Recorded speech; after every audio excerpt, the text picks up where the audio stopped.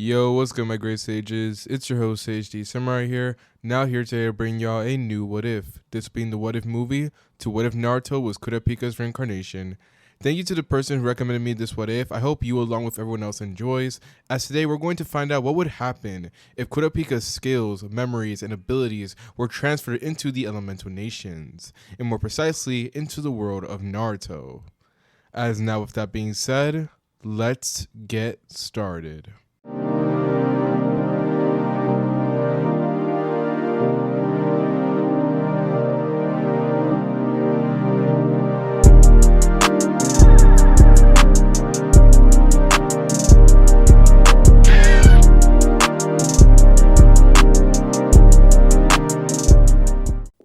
Alright, so to begin the what if, we're now going to begin by entering into a scene of Naruto's classroom. As looking into the classroom, we will see a band of students, each one of them in their own separate groups, just talking to each other, having their little moments. Meanwhile, in the far back end of the class, we will see none other than the main character himself, Naruto Uzumaki, as he will be in the midst of actually studying and seemingly paying good attention to it, as he will be there reading off of scrolls and writing down notes. As to anyone that actually knew of Naruto, like the original, this would be seen as a very odd sight. However, in this timeline, things obviously play out differently. As we will now do a brief flashback. Turning to when Naruto would be at the age of 5, we will now see him on his very birthday, as unfortunately by this point, he had no one to really spend it with. While yes, Hiruzen had dropped by earlier to give him a little bit of a gift and also some allowance, unfortunately he was not able to really stay, considering the fact that he had his responsibilities as the Hokage. And also during this time, Naruto had yet to meet Ichiraku Ramen, which means that he wasn't really able to go there and spend time with them. So that meant that unfortunately for Naruto, this would be his very first time spending his birthday completely by himself. As back in the day, yeah, he had Hiruzen with him when he was like a baby and everything, but now at just 5 years old, he's by himself. And as the young 5-year-old would just be there looking at the birthday candles, as Hiruzen did stop by to at least offer him a cake, Naruto would just be there looking at it sadly before just simply blowing on it and making a small little wish. And that wish was very simple. That was for him to one day be able to gain a family, as that was something that Naruto really wanted, at least at this very moment. But after making this wish, however, and as Naruto would just look outside, this is when suddenly the entirety of the scene then changes, as Naruto begins to get overwhelmed by something that he has never felt before, as this overwhelming feeling would actually cause him to fall unconscious and black out as he collapses onto the floor. And for a brief moment, the scene would then enter into complete silence, until suddenly we will then look inside Naruto's mindscape. Inside the mindscape, we will see Naruto, or more precisely his soul, as it seems to begin to get altered and change, until eventually something else would then take root. If you guys want an example of this one, or at least something to visually imagine it, imagine a white glow then suddenly getting corrupted, or not corrupted per se, but just completely changing, as the one wholesome white glow then turned into a reddish tint, before getting completely eclipsed by red entirely. As suddenly when we snap back to the present, Naruto's eyes would then awaken, and instead of the normal blue color that they usually be, in this time, Naruto's eyes would then suddenly glow red. As unaware to Naruto and really unaware to the entirety of the world, a legendary warrior's soul would be awakened. The last surviving member of the Kurta clan, Kurapika. As now with this very moment, this is where we're now going to do a little bit of a brief flashback. Yes, I'm going flashback inside of flashback. We're going back to back on this one. Continue on with the story, regardless. You see, looking into the world of Hunter x Hunter, we will now turn to see the entirety of the events that end up happening throughout their entire world, basically. Things are going smoothly, the same exact storylines ends up happening, except there's one key difference. This being that in this timeline, Kurapika was successful in his hunt for all the spiders. He was actually able to get every last one of them, and fully get revenge for his clan. As after training his Nen, going through an intense amount of isolation as well to go ahead and build up his strength and everything, he finally had enough power to take them all down. Now, was it a tough process? Yes. And did he most definitely get a lot of injuries from it? Obviously. But it was all worth it in Kurapika's eyes after he killed Crollo, the final remaining member. As after losing all his other members and the spiders, Crollo was left with nothing. So with that, Kurapika had the perfect opportunity to finish him off. However, little did Kurapika know was that this would actually be possibly his biggest mistake. As after Chrollo had been successfully taken down, Kurapika would be stuck with a little bit of emptiness. Heck, not even a little bit, a large amount of it. As for many years on end, Kurapika would just be wandering throughout life itself, wondering what he should do next. As even though he would still end up gathering all his clan members' eyes and everything, and keeping them in a safe place to where no one else can get their hands on it, he would just be left by himself. He had no one left. He isolated himself so badly in this timeline that he cut ties with Gon and Killua. Even Leorio couldn't reach out to him, and basically no one was able to reach out to him. Not even people that were trying to employ his abilities. So needless to say, Kurapika would end up being by himself for such a long time, to the very day of his death. As after being alone for many years, Kurapika would die of old age, but it would actually be much surprising, as even though he would die of old age, he would technically be younger, since he would only be roughly around the age of 60.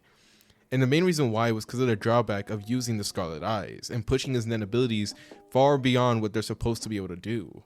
As Kurapika sacrificed literally his own life force just to go ahead and get revenge on the spiders.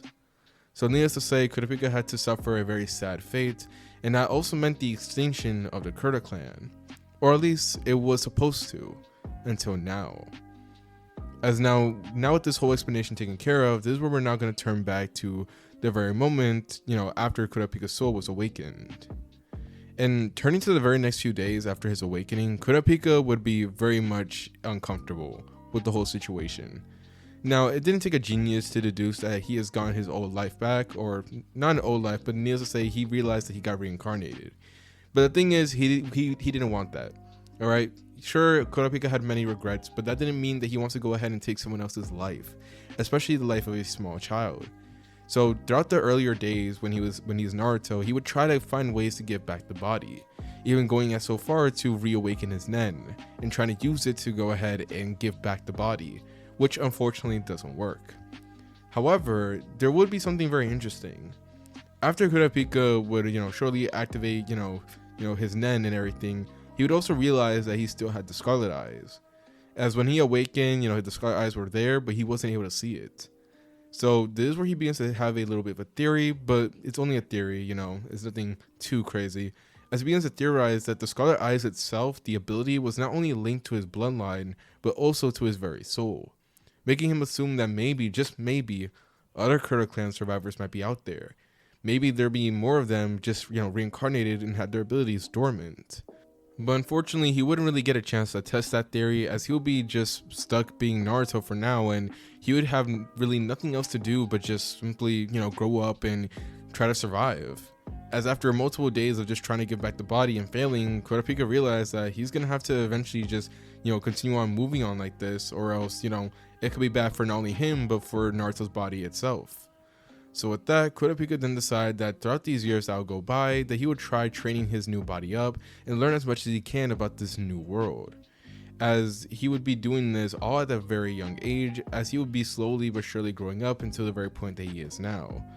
As this is where we're now going to turn to the present. So turning back to the present timeline, we would see Naruto's life, as by this point already, as you can see, it already looked very different from what most people would expect. As by this point, Naruto would be there in the back of the class until suddenly his name would then be announced by Iruka, drawing the attention of his classmates, as he would then approach the front of the class. As once Naruto was there, this is when Iruka would then tell them to proceed, as this is where Naruto would then do the graduation exam. Yes, Naruto was doing the graduation exams multiple years earlier, and in this timeline, it actually would play out way better for him. As even though in the original timeline it's been said that Naruto has failed the graduation exam 3 different times, in this one he will be doing it immediately right out the gate and pass it successfully. And the main reason for this is because of the fact that due to Kurapika already having experience with life energy, due to his experience with Nen, he would have even more and better control over chakra when it came to using it in this world. So when he starts using chakra, he's actually able to do it way easier compared to Naruto. And also there'll be something else that allowed him to have easier control, but we'll get into that later. As after doing the 3 graduation requirements, this is when Iruka would be looking at Naruto in complete shock before eventually sighing, as he then allows him to graduate. as Naruto would just simply, take his headband and then walk out, with everyone in the class just looking at him in complete surprise, considering the fact that in their eyes, Naruto was seen as a prodigy. As once again, Naruto didn't have the whole goofball thing or persona happening throughout the entirety of these events. He was known as a very sealed off and quiet kid, and one that was incredibly smart, with many people even theorizing that he may be a prodigy. But this caused more terror than excitement from many people in the Hidden Leaf Village, considering his connections to the Nine Tails. So after graduating, Naruto would decide to focus his time and energy on preparing for real missions. As by this point now, Naruto already has graduated obviously, and he realized more importantly that he's going to need a new source of income. Since now that he graduated, that meant that Hiruzen was not going to supply him with allowance. But that was okay, since Naruto didn't really like relying on Hiruzen, especially since he realized just how inconsistent the man was. And not only that, but he realized that most of Naruto's faults and everything, like his bad apartment and everything, legit, Hiruzen could have done something to help him, but he just chose not to. And so due to that, Naruto didn't really like relying on Hiruzen, and he saw this as a perfect opportunity to slowly get rid of all that support and everything. But while Naruto would be thinking about this is when suddenly a dark voice would then be heard inside his mind. As suddenly the voice would then speak out to him, reminding him about what they agreed on. As taking a look inside Naruto's mind, we will then see the very familiar image of none other than the nine-tailed fox. Now, the Nine Tails and Naruto's relationship on this one would be very different compared to how it was in the main timeline. And the main reason for this one would have to be shown in a flashback. You see, during the time in which Naruto had awakened his Nen, at a very young age, and as he was going through the process of training it, this is when he would then stop, as he didn't sense something different. As when he first awakened his Nen, he remembered the exact feeling exactly when he awakened it the first time. But this time it will be different. And the main reason why is because he sensed a separate life force within him. So due to that, Kurapika decided to go ahead and investigate. As after a bit of meditating and entering inside the mindscape, and after navigating through it, that's when he would then have his first encounter with the Nine Tails. Now in the mindscape, when Kurapika, would be, revealed to the Nine Tails, Kurapika would actually be shown in his actual appearance, like the one that he had in his original life. As when the Nine Tails sees Kurapika, he would immediately become hostile, asking him who he is and telling him to release him. Now, Kurapika seeing the Nine Tails and sensing his power, he knows that he stands no chance, and even he feels a little bit overwhelmed by the beast. But at the same time, due to already being in so many life and death scenarios, and due to already being extremely old by this point, he soon is able to relax and then tell the Nine Tails that he has no idea, what exactly it is or what exactly he's doing here. As the Nine Tails himself, after hearing this, would be very confused, as this ends up leading to both of them, calming down for just a bit to speak to each other. And after speaking to each other, the two would then come to an agreement. You see, the Nine Tails, after hearing that Kurapika, basically was from another life and everything, will be very interested. His interest has been piqued, and he finds Kurapika interesting. So when Kurapika was asking him about information or why exactly he was here, the Nine Tails would decide to answer vaguely, but honestly, he decides to give him a little bit of a rundown of the whole situation. Explaining how he was an ancient beast, how he went on a rampage, and that all he wanted to do and nothing more was to be released from here and destroy the village. But Kurapika knew that there was more to the story, since that made no sense. After all, if this village was as great as he's already seen, considering the fact that he's read up a little bit on the Hidden Leaf Village by this point, he didn't understand how a beast of his stature could just walk in here and then start rampaging, especially since there were powerful figures during the time. And this will cause the Nine Tails to have no choice but to reveal exactly, what really went down, but again, vaguely, saying that he got influenced by none other than Madara Uchiha, a powerful warrior that unfortunately was able to get the jump on the Nine Tails and force him to do something that he didn't want to do. But he said that at the end of the day, it didn't matter, as even though, he was dragged into this, it didn't change the fact that the village sealed him away and kept him trapped here for years. So due to that meant the Nine Tails wanted revenge on not only the village, but also on Madara himself. And Kurapika, after hearing this, then actually ends up deciding to agree to help the Nine Tails, even saying that there will be a time when he would even release him. Now this will catch the Nine Tails off guard, and at first he really thinks that Kurapika is lying, until he realizes that he really isn't. Kurapika's eyes would be actually glowing from hearing Kuruma's story, as his scarlet eyes were activated in the mindscape, not really affecting him like in terms of lifespan or anything, as he's not using Nen with it, but still he would activate the scarlet eyes and actually vow to agree to help the Ninetales and even release him in exchange for cooperation between the two until eventually he is released. Now this would cause the Ninetales to hesitate and at first be uncertain, but after seeing just how fully dedicated to this promise that Kurapika was already showing, like the resolve that he was showing to actually follow through with this was insane, the Ninetales would then decide to agree to it, deciding to stop tampering with Kurapika's control over chakra, and also deciding to lend him assistance if he ever were to need it. However, that didn't mean that he was going to just start bowing down to him and everything. If anything, they're equals in this one, and by equals, Kuruma meant that he was far superior than him. Oh yeah, and by the way, Kurapika does not know the Ninetales' name is Kuruma, so just letting you guys know. But still, turning back to the very present moment, Kurapika, or should I say Naruto, would inform the Ninetales that yes, he does remember their promise, but first he needs to at least stabilize himself, since he couldn't keep living in that small, dainty-ass apartment. So due to that, he decides to go ahead and already start building up money at this very young age. As we will now turn to the very next day, as this is when he would then be assigned onto his Genin team. So now, turning to the very next day, we will now turn to see Naruto, as by this point, this is when Iruka begins to list off the teams before announcing that Naruto would be put on Team 7, as he'll be placed on a team with a bunch of random other Genins, and he'll be assigned with the sensei of Kakashi Hatake. Now, when Naruto ends up, meeting his teammates, they immediately do not want to associate with Naruto due to his bad reputation, and also because of the fact that they were arrogant, like young Genin, like they didn't want to deal with a brat. As most of the people that Naruto was teaming up with, or no, all the people that Naruto was teaming up with were older than him, in this world at least, and that meant that they didn't really expect much from Naruto, even if he was a so-called prodigy.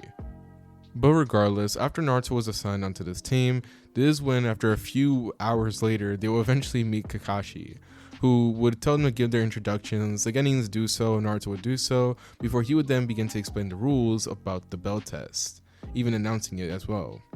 As he would make it very clear that this was not going to be no ordinary evaluation, and he would warn the team that if they fail, that meant that they were going to be sent back to the academy, emphasizing the seriousness of the challenge ahead. And Naruto, after hearing this, he would most definitely begin to already think of multiple possibilities, returning home as he immediately begins to, prepare for the following exams. As now with this preparation going through, we would then turn to the very day of the exams. Now, on the day of the bell test, the difference between Naruto and his teammates would become immediately clear.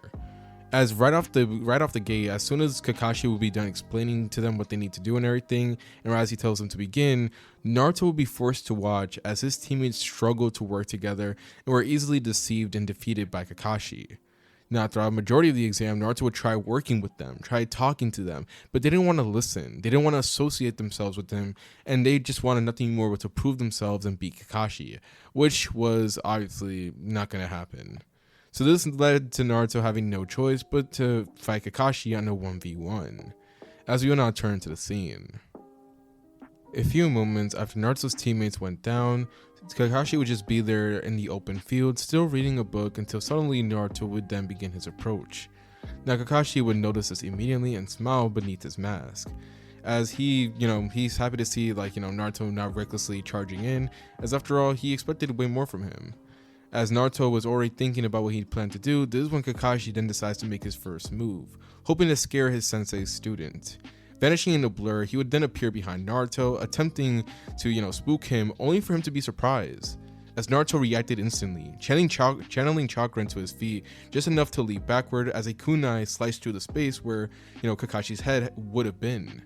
As Kakashi had to lean back a little bit after Naruto, would land a few feet away, as Naruto would already begin to, form hand signs, as he would create a basic clone jutsu, as the clone would then appear in existence and begin charging at Kakashi. But the thing is, these clones aren't the, shadow clones that Naruto would usually do, that Naruto would usually use. These are the basic academy clones, the illusion ones. So Kakashi, seeing this, would be very much confused until Naruto himself would then transform, as suddenly a generous cloud would then erupt around the entire area, as Kakashi would be like seemingly like overtaken by it, even though he could see perfectly well despite all the smoke. And as he does, he will see like a lot of Naruto's just running in there, each one of them like attempting to punch and kick him, and he would just let it happen, which obviously, again, these are just illusions, they're not going to land anything. And so suddenly, to his surprise, one of the clones would then land a powerful punch directly to his face, as this causes Kakashi to slip back a little bit, as he then looks on in confusion, since he thought for sure that, you know, he would be able to easily sense Naruto throughout all the smoke, but it seemed as if it was not going to be that easy. As for the next few moments, Kakashi would actually have to be very careful, as while the smoke was around and as Naruto's illusion clones were running around through the smoke, he would have to dodge out of the way of like Naruto unexpectedly appearing, you know, trying to land a hit on him. He would also have to dodge out of the way of kunai and shuriken coming out of nowhere, as this would go on for a little bit until the actual Naruto would then finally make his appearance known, and Kakashi was actually able to see him this time and track him, as Naruto would appear from above attempting to land a kick, only for Kakashi to then weave out that way, as he then grabs Naruto by the neck and just simply looks at him, telling him that he did a good job, but unfortunately that wasn't enough. Or at least that's what he was gonna say, until suddenly, to his surprise, Naruto would then open his mouth to reveal an explosive tag. This causes Kakashi's eyes to widen as the entirety of the area goes boom, as like legit he gets caught up in the explosion, and just the entirety of the training ground would then be like destroyed, or at least very largely damaged. As Kakashi himself would, you know, obviously be okay using the substitution jutsu, he would be mentally panicking right now, as in his eyes he literally just saw his sensei's student blow up and right in front of him. As he waits until the smoke clears, expecting a very gruesome sight, you know, chunks of Naruto everywhere, he'll be surprised to see that in the place where Naruto was supposed to be would just no longer be there. Like, you know, like there was nothing of Naruto remaining.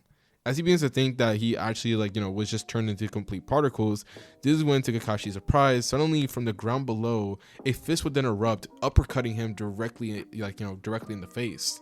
As this caused Kakashi to, you know, slip back even further, and even more surprising, he would then actually feel one of the bells, you know, be removed from his side, as he looks down to see that indeed Naruto was able to take out one of the bells right after uppercutting him. As Kakashi would look at Naruto surprisingly, as he just simply, you know, is impressed by what he did, as afterwards this is when the bell would then finally ring, announcing the end of the bell test. As now with this, we're going to do a bit of a brief time skip.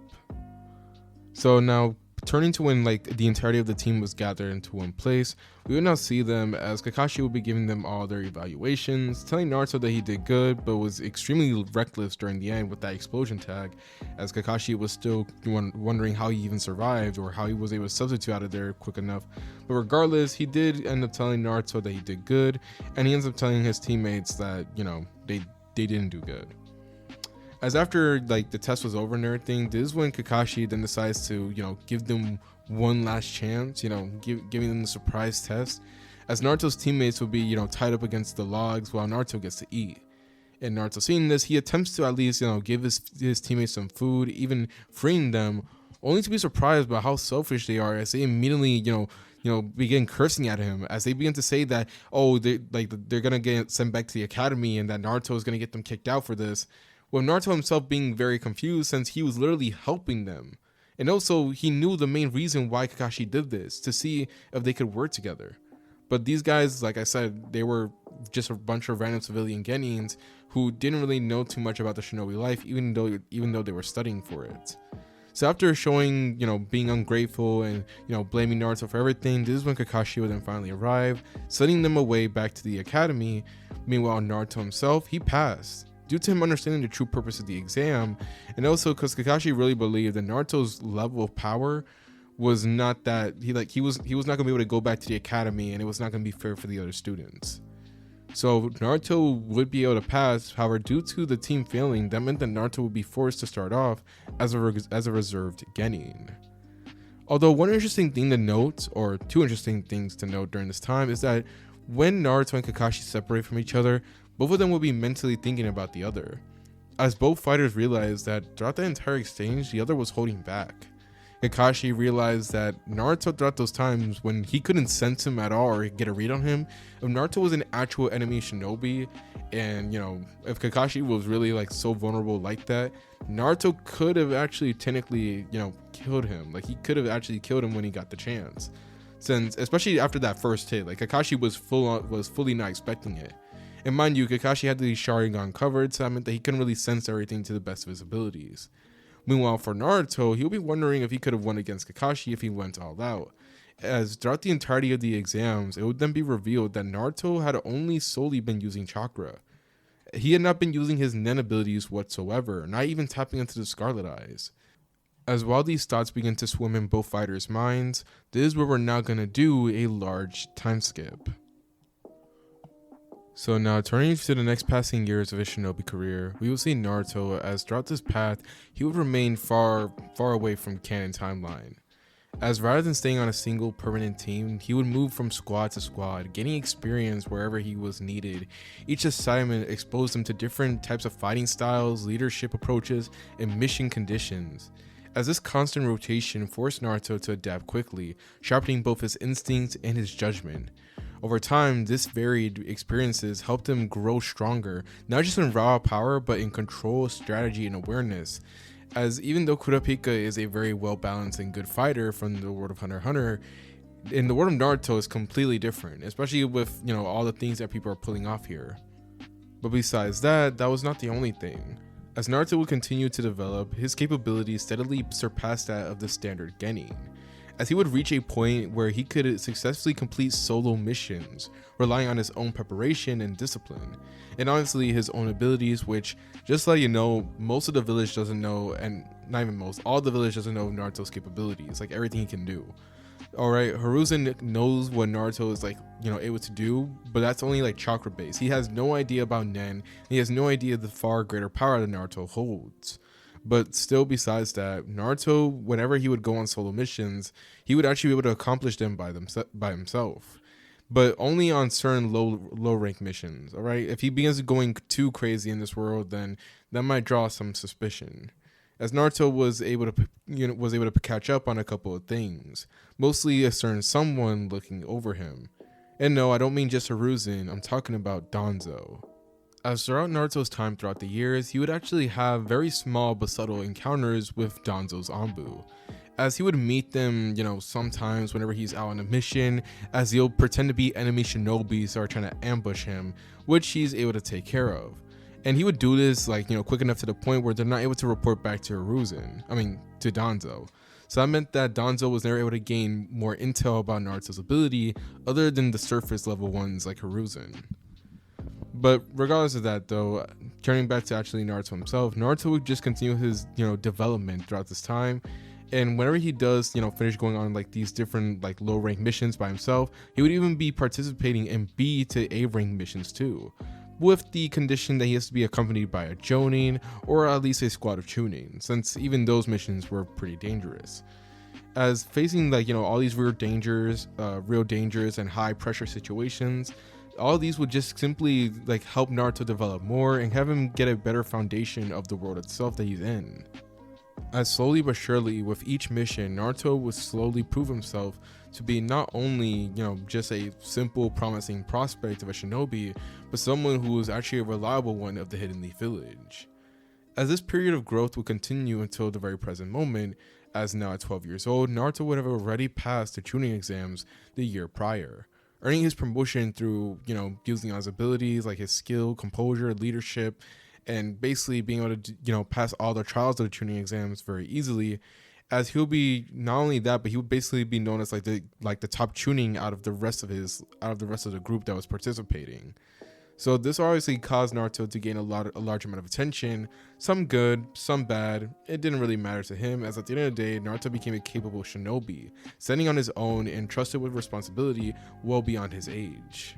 And not only that, but Naruto was getting significantly paid, as when we get reintroduced to him by this point at this stage of his life, Naruto would be in his new home, a quiet space that reflected his own mental mindscape basically, as he found this nice place that was no longer that apartment anymore, as here he even had his own training ground and everything.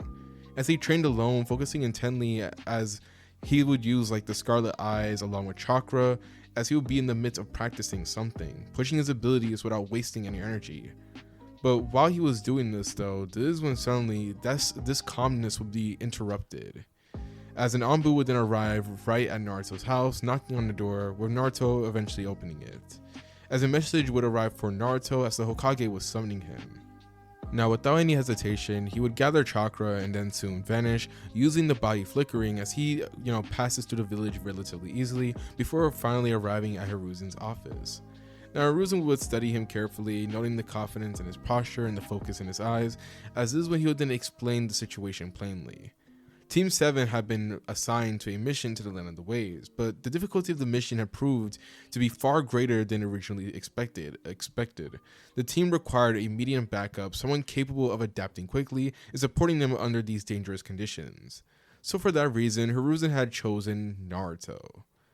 As just so you know, the actual original Team 7 was formed, just exclude Naruto and replace him with a random genin. As now with this mission given, Naruto would obviously accept it, as soon afterwards he would then leave Hiruzen's office before returning back to his home. As while there, he'll be packing up for this mission, while mentally he'll be having a conversation with the Nine-Tails. As Kurama would be talking to Naruto, as he'd be asking him if he was like getting things down with his new technique that he was working on, with Naruto saying that it was a little bit difficult, considering the fact that even though it has the same premise, it's not exactly the same way as it is with Nen. As both Naruto and Kurama would continue having a discussion about this secret ability, this is when soon we will then see Naruto then leave the village, by himself obviously. As after only like 1 or 2 days of traveling, we would then see Naruto as he soon ends up arriving at the location that Hiruzen had given to him. As he ends up arriving at Tasuna's house, as after knocking on the door, getting met by Tasuna's daughter and everything, and after explaining why exactly he's here, he will be let in.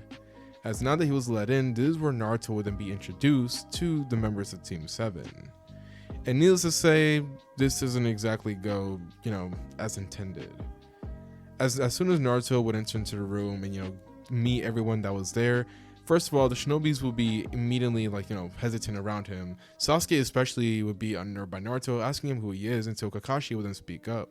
As he would declare this is Naruto and everything, and even explain to them that he was actually their senior, explaining that he was actually a high-ranking Chunin, and this causes all of them to be quite surprised, considering the fact that Naruto was the same age as them.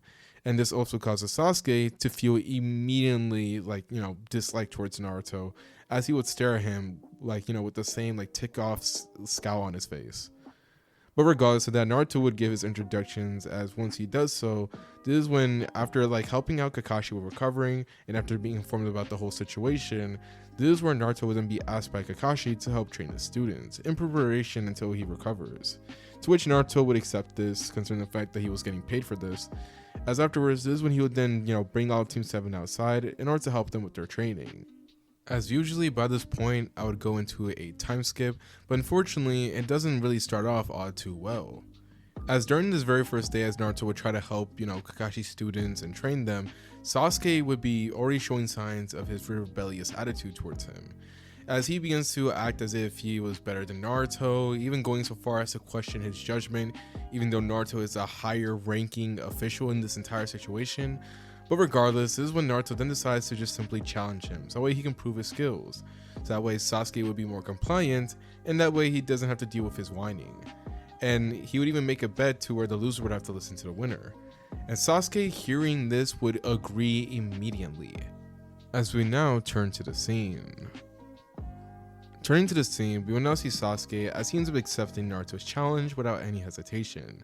As afterwards, we will then see Sakura as well as the random Genin as they decide to make space for the two of them, as they'll be out in this open field. As Sasuke will be there getting into his taijutsu, fighting style and everything, waiting for Naruto to strike first, he will see Naruto just patiently waiting for him. And after a brief moment, this would cause Sasuke's irritation to run very quickly, as his patience would fall down immediately. As without any hesitation, he would then charge at Naruto. As the moment the distance between them closed, he would move first, striking with both speed and precision. And Naruto would meet that attack calmly, stepping aside with minimal movement and redirecting Sasuke's movement with a smooth parry. As there was no wasted motion, no unnecessary force, just a clean controlled, motion entirely. as Sasuke would be obviously upset as he decides to get even more aggressive, as he pressed harder, chaining kicks and punches together, trying to overwhelm Naruto with aggressiveness. And Naruto, he would just simply adjust his stance and flowed with each strike, blocking where it was needed, evading the rest by inches. When Sasuke overextended, Naruto would step inside his guard and land a sharp strike to his ribs, forcing him back. Sasuke gritted his teeth and surged forward again, anger flashing in his eyes, as that anger unfortunately became his weakness. As Sasuke would get even more aggressive, getting faster with his attacks, he would also lose a lot more control. As even though he was putting a lot of power into it, he was slowly beginning to lose his carefulness and everything else. And this allowed Naruto the perfect opportunity, as he would read him easily like an open book. As he would duck under a wide open punch that Sasuke would throw, before then sweeping Sasuke's legs, as well as following it up with a clean elbow to the shoulder that would drop him to one knee. As Sasuke would be there trying to process what just happened, this is when suddenly, before he could recover, Naruto would already be behind him, locking his arms and forcing him to the ground, which would actually remind Sasuke of that day the day that Kakashi did the same thing to him during the bell test. As after being placed onto the ground, the fight would end as quickly as it had begun. As afterwards, Naruto would then release Sasuke, stepping back, but he would be not mocking him, not showing any signs of smugness. He would just be looking at him calmly, as he looked down at Sasuke and decides to speak to him, letting him know that anger makes him predictable, and even saying that it clouds his judgment and narrows his vision. As needless to say, Naruto himself had a lot of experience when it came to that. As Kurapika, internally, inside Naruto's mindscape, he himself would actually wince at the memories that he was seeing.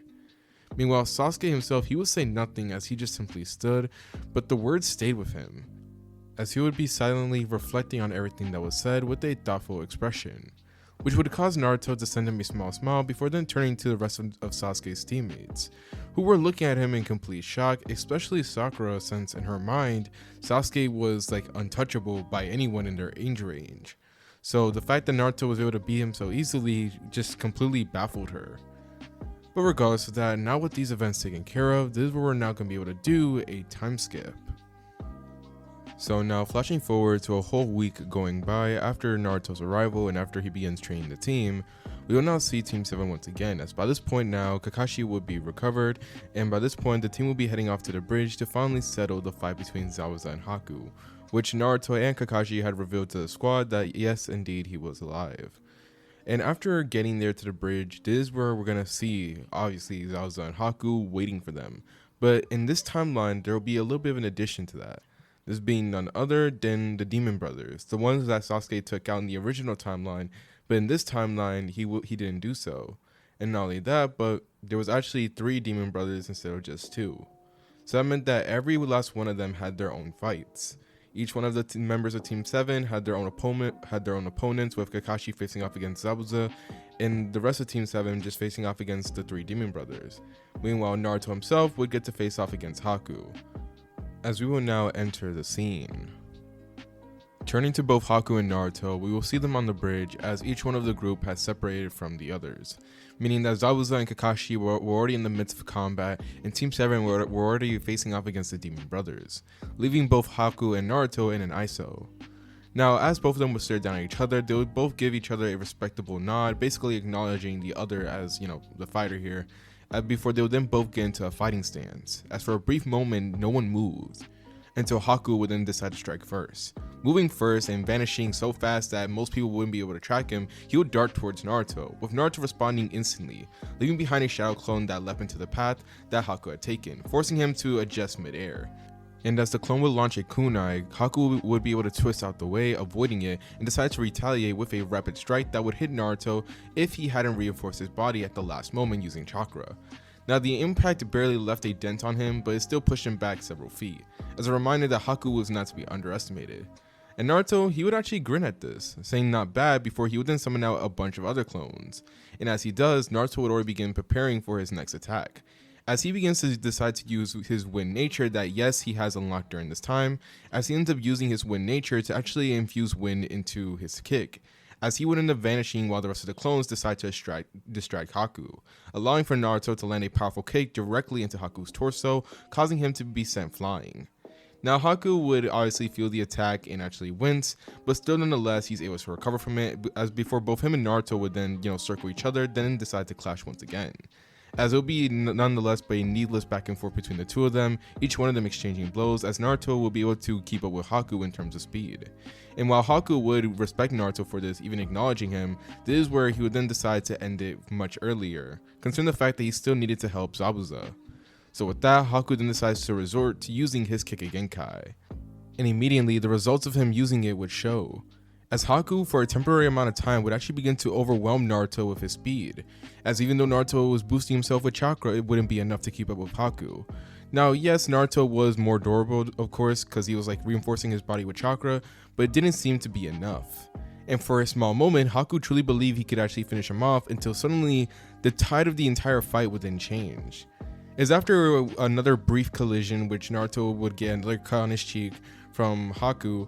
This is where Naruto then decides to actually calm down for a moment and actually send Haku a respectable nod, saying that it's been a while since a fight actually gave him this much of a challenge, and he wasn't expecting anyone to actually give him the opportunity to use this for a while.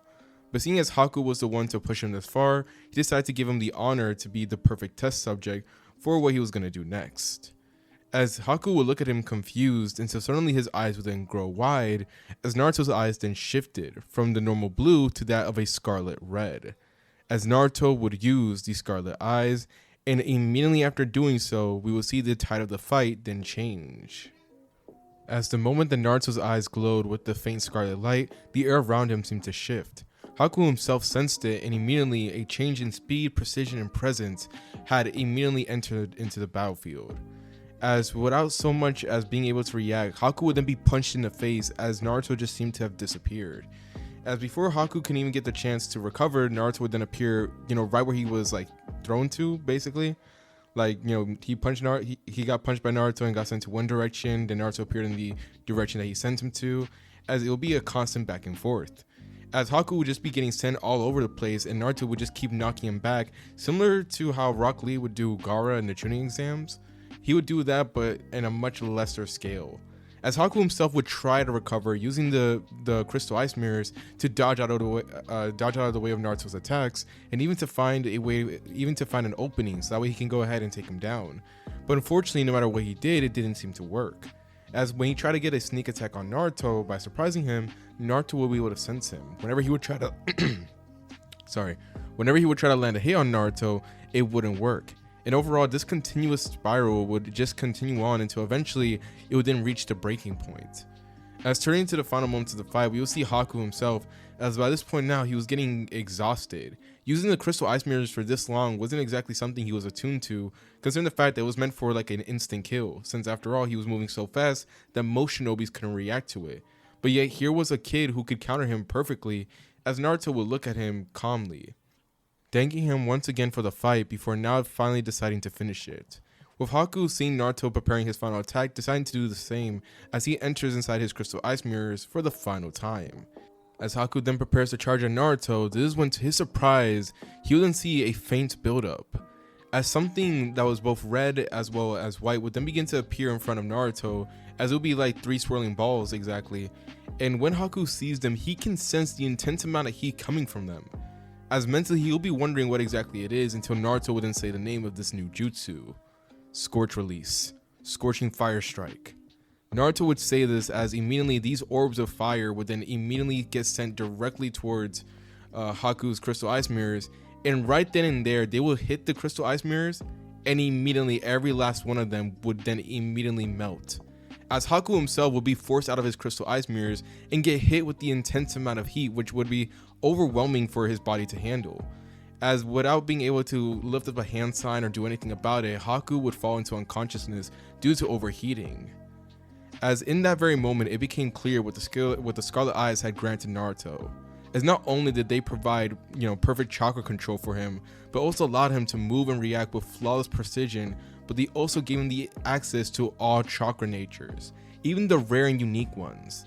Techniques that would have been impossible to most, Naruto now was able to do it. It was now in his grasp, as this was the very thing that he was working on back at his home, as he was actually finding this out, like way later on during the first few times he was doing missions and using the Scarlet Eyes with chakra. It was something interesting considering the fact that it was similar to how he has the same condition with Nens with the Scarlet Eyes, but here it's almost as if like the Scarlet Eyes are less restricted. So overall, Naruto was very much surprised but pretty happy about it, but still regardless of that, this was the very first time he truly got to test it. So after Haku goes down, Naruto would once again thank him, bowing his head, as the crystal ice mirrors around him would obviously, melt and collapse down to the ground, as now with this is where the fight between both Haku and Naruto would come to an end. As we now move forward. So now skimming past what the rest of the fights that end up happening at the bridge, we'll see Team 7 along with Naruto come out on top of this as Kakashi would eventually take down Zabuza, and Team 7 would actually be able to take care of the Demon Brothers. Considering the fact that Naruto actually did help train them all and not just, the tree exercise, he would actually help them with training physically, boosting their strength and teaching them like different types of taijutsus. Not enough to get them like mastery level wise, but at least enough to help them here. It would be enough to help the entirety of Team 7 actually be useful and be able to take care of their own individual fights. As afterwards, and after taking care of these shinobis, Gato and his men would then arrive, declaring that they're here to take care of the shinobis and saying that Zabuza, Haku, and basically the Demon Brothers were all useless, which did not go exactly as Gato had intended, as every last one of them would get up. And yes, every last one of them had survived in this timeline, considering the fact that Kakashi just simply held Zabuza down, and the Demon Brothers were just knocked out by, the Genin Squad. So that meant that Zabuza, Haku, as well as the Demon Brothers got the revenge on Gato. And Zabuza doesn't have that heroic death, well, I wouldn't call it heroic, but he doesn't have that death moment in this timeline, which means that the entirety of these events end up passing by relatively easily. As now with the events of the bridge finally taken care of, this is where we can now move on, as we see Zabuza, Haku, and the Demon Brothers then all go their separate ways. Considering the fact that now Gato was taken care of, that meant that they didn't have to stay here. And that meant that Team 7 had won, which meant that their mission was now fully accomplished, as this would cause the Land of the Waves to be free. And while everyone in Team 7 would be celebrating and enjoying their moment, Naruto himself would then soon leave, deciding to go on ahead while the team stays behind to help out a little bit more with the village. But while Naruto is leaving, right after he would leave, this is where he would actually be told by Sasuke that when he becomes a Chunin, that he expects a rematch against Naruto. With Naruto hearing this and accepting the challenge in the future, bringing an end to all these events, as we now do another time skip. Moving on to when Naruto had returned back to the village and given his report to Hiruzen, we would then see him for the next couple of weeks and a half, as he would spend his time at home training and experimenting with his Scarlet Eyes and chakra, as he will be trying to get a good grasp about how much he could do with the other chakra natures, considering the fact that he basically had an endless supply of chakra, mixed with the Uzumaki bloodline and also, Kurama. So yeah, he had a large amount of chakra, so that meant that he could do a lot of things. So he was just trying to figure out exactly how much can he do. But while doing this, however, he would then be interrupted by Hiruzen, as he would be calling Naruto into his office for a mission. As for those that are unaware, while Naruto had returned back to the village, and during that week and a half, the Chunin exams were actually started up again. And so far, the first few portions of the Chunin exams were now completed, which means it was already time for the 1 month break. However, some issues had stirred up during the Chunin exams. And by issues, I mean the events that happened with Sasuke and Team 7 facing off against Orochimaru. As due to Sasuke and his team getting attacked by Orochimaru during the Chunin exams, Hiruzen now suspects that there may be a spy that had been planted inside the Hidden Leaf Village. And due to needing all the Jonin or higher ranked shinobis on standby in case of an attack, Hiruzen decides to assign Naruto the task with finding and capturing the spy, so that way they can interrogate them. So Naruto, after hearing this, would obviously agree. As for the entire 1 month of training that was going on, for those participating in the exam, Naruto would spend this time gathering information on who could be the spy. And eventually, after 2 weeks had passed, he would find him. As we now enter the scene. Turning to the dead of night in the midst of Konoha, we will then see a certain Anbu, as he would just be there doing a leisurely stroll, patrolling the village and making sure to check on everyone, doing his due diligence, or at least that's what it would look like on the outside. However, the moment that this Anbu would then go into an open field, this is when he would then stop. "So you found me. Impressive," the Anbu would say, as Naruto would not waste any time of conversation. he will leap out the shadows as he ends up approaching the Anbu, telling him to reveal himself. In doing so, the Anbu would just simply do exactly that, removing the mask to reveal a very familiar glasses-wearing man, this being none other than Kabuto. As Kabuto would be there looking at Naruto, this is when he would then ask him how he knew, with Naruto just saying that he had been able to follow his trail for a while. Now, he had to admit, at first he had no clue exactly how he was going to find him, but eventually over time, due to using certain abilities, he was able to locate and find out that Kabuto was the one that was the spy. Now, Kabuto hearing this and basically hearing that Naruto, was able to find him out so quickly, he would compliment him, saying it was very impressive, especially for someone like him. As after all, Kabuto had information on Naruto, like he had the ninja card on him. So the fact that Naruto was able to go ahead and find him this quickly and everything, despite his young age, it caused Kabuto to be very much impressed with him. However, this is when Kabuto then tells him that he stands no chance against him, as after all, he is far above Naruto in every capacity. Naruto is nothing more but a lowly chunin in Kabuto's eyes. As Kabuto himself, he's someone that could face off against Kakashi himself. As he begins to actually talk down to Naruto and everything, Naruto himself wouldn't say anything. As instead, he would just simply get into a fighting stance, informing Kabuto once again in a very complete neutral tone that he's bringing him in for questioning. And Kabuto, after hearing this, would then smirk. As he would then approach Naruto immediately before then dashing at him, as he then tries to, slice at him with a chakra scalpel, only for Naruto to dodge out the way, then kick him directly into the ribs, which causes him to wince, but then smirk as well. As after he gets sent flying a couple feet back, this is where he will then begin using other jutsus, trying to catch Naruto off guard. With Naruto dodging out of the way of every last one of them, with Kabuto laughing, thinking that he's got the upper hand, until suddenly he will then get slapped away by an invisible force. As this sends Kabuto flying and crashing through multiple trees, as he's wondering what the heck just happened, until suddenly he would then feel himself get restrained by something. As the very next moment, he would then be tossed up into the air by this invisible force before getting slammed back down. As this would happen, Kabuto's eyes would be literally rolling into the back of his head almost, as literally feeling the impact of his head getting slammed into the ground was enough to nearly knock him out unconscious.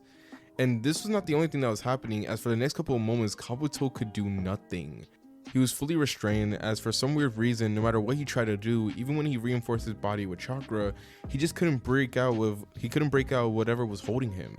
And to make it even worse, Naruto was actually just casually standing there like a distance away from him and simply just moving his arm around, and whenever he does so, Kabuto would follow the motion, almost as if he was getting held down by something that Naruto was holding. And the truth is, to Kabuto, that was exactly what was happening. As unaware to Kabuto was the fact that Naruto was using Nen. And even though Kabuto, has the experience like with chakra and everything, he had no idea exactly, what is Nen. He couldn't even see it. So due to that, he had no way to really counter it. As Naruto would be there for a couple of moments, tossing Kabuto around, eventually he would then stop as he looks at Kabuto calmly. As he would then tell him about his potential sentence that he's going to receive for, being a spy to the village and everything, and basically what he's going to be, getting in the future. This is when suddenly Kabuto then begins to laugh. As this laugh would cause Naruto to look at him weirdly, until Kabuto then begins to laugh like a full-on maniac, like Joker type of laugh. As this is when he then begins to say that Naruto was truly incredible, but everything that he's doing made no sense. Especially since Naruto was basically doing this with no true ambition. And Naruto, after hearing that, felt pissed. He would tell Kabuto to be quiet, but Kabuto wasn't done. He begins laughing, asking Naruto what was the point of his existence. After all this strength, everything that Naruto was doing, he should be playing a bigger role, but instead he decides to limit himself. He decides to narrow himself down to something that everyone else could just simply look over, when it should be the opposite of that. Telling Naruto that what exactly is the point of him even being alive, as he begins to laugh and ask Naruto what does he even want to do with his life, and that was enough for Kabuto to realize his mistake. As for a brief moment, right before the events that were about to occur happened, Kabuto could see it, Naruto's eyes turning into the scarlet red. And right before his eyes, as he tries to process what was going on, it would already be too late. Feeling a tremendous force getting hit directly on top of his chest, Kabuto can do nothing more but cough up large amounts of blood as he immediately looks down to see Naruto's fist, as this fist will be buried directly into Kabuto's chest, not completely, but you can literally see the dent outline of Naruto's fist going through Kawato's chest. As Kawato would look at Naruto in complete shock, this is when Naruto would then tell him to shut up, as Kawato can do nothing more but roll his eyes as he then falls into unconsciousness. As after doing so, Naruto would then finally release the Nen chains that were on top of him, and when he does, Naruto can't help but look up into the sky with wonder. You see, the thing is, what Kawato had said about Naruto's life being meaningless and everything else, and how he had no real true ambition in life, that really touched like a nerve. Because the thing is, this caused Naruto to remember about his old life before he even got reincarnated here. And he remembered just how empty and hollow everything was. And when he was brought to this world, even though he was doing everything he can and he was saying that it was good it was for the good of Naruto when he comes back, even he himself can admit that everything he's doing so far has been nothing more but the basic of basically everything. He had no real true ambition, no goals, no motivation. He was just doing what he needed to survive. And this caused him to begin questioning, what exactly is he living for? However, right before he could really begin questioning all this is when the Anbus would then finally arrive, as this is where we're now going to do a time skip. So now flashing forward to after Kawato was brought in for interrogation, we will now turn to see Hiruzen. As by this point, he will decide to make an announcement to all Chunin and higher ranked shinobis, telling them that they need to prepare and be on guard for the approaching invasion. As they got this information after interrogating Kabuto, and Naruto, after hearing this announcement, he would decide to go home and begin training for what's to come. As throughout those remaining weeks that he had left until the final part of the Chunin exams, Naruto would spend his time training and experimenting with his abilities, and even working with the Nine Tails. As during the time of training for the invasion, the Nine Tails would actually begin questioning Naruto about his Nen abilities, as he could see things from Naruto's perspective. He could see what Naruto was doing, and seeing the existence of another energy source, that was similar to chakra to an extent, was something that definitely fascinated the Nine Tails. And Naruto, after hearing this, would decide to give a brief explanation about what he can do. Nothing too crazy, but basically just like the basic parts about what he can do with this ability. And the Nine Tails, after hearing this is when he would then get his own idea. As this is when he would then begin to ask Naruto if he would like to make a deal. And Naruto, after hearing this, would actually decide to listen and eventually accept it. As unaware to Naruto was that this something would actually largely improve the ability that he already had. As afterwards, this is where we will now turn to the very day of the Chunin exams. Now I'm going to skim past most of these events because, like I said, this is mostly, focused around Naruto and he's not participating in this one, as most of the 1v1 matches would play out similar to the main timeline. But during the middle of both Sasuke's and Gaara's fight, that's when feathers then begin to descend on top of the stadium. As this time around, all shinobis in the stands that were Chunin and higher rank would be ready, as they will immediately get into action, leading into the battle between the Leaf and the Sand Village, as it would now begin. As now skimming forward for a brief moment, while the Leaf and Sand shinobis would fight amongst themselves, we would now turn to see someone very particular. This being obviously Naruto himself, as oddly enough, he would not be in the midst of all this conflict. As instead, we will see Naruto as he will be shown hunting down Gaara. And there will be a good reason for this one. You see, previously, before this invasion was happening and during the weeks of training, Hiruzen then decided to task Naruto with the objective of hunting down Gaara. Now you might think it would be very weird considering the fact that Naruto was only a Chunin and someone of higher skill should go after the Jinchuriki, but there was actually a special reason why Hiruzen decided to order Naruto. And it's because of the fact that while he didn't know of all of Naruto's capabilities and everything, at the bare minimum, he at least knew that Naruto was on okay terms with the Nine Tails. Like, it's not a surprise that Naruto would sometimes, distinctively use the Beast's chakra. And, Hiruzen shinobis were able to catch on to that. So due to that, Hiruzen then decided to put his faith that Naruto could be able to deal with that. Especially since a lot of the Jonin and higher tier fighters were going to be too busy facing off against, the Sand Village's high tier fighters. So with that, we will now turn back to the scene as we see Naruto as he will be chasing down Gaara before eventually finding him.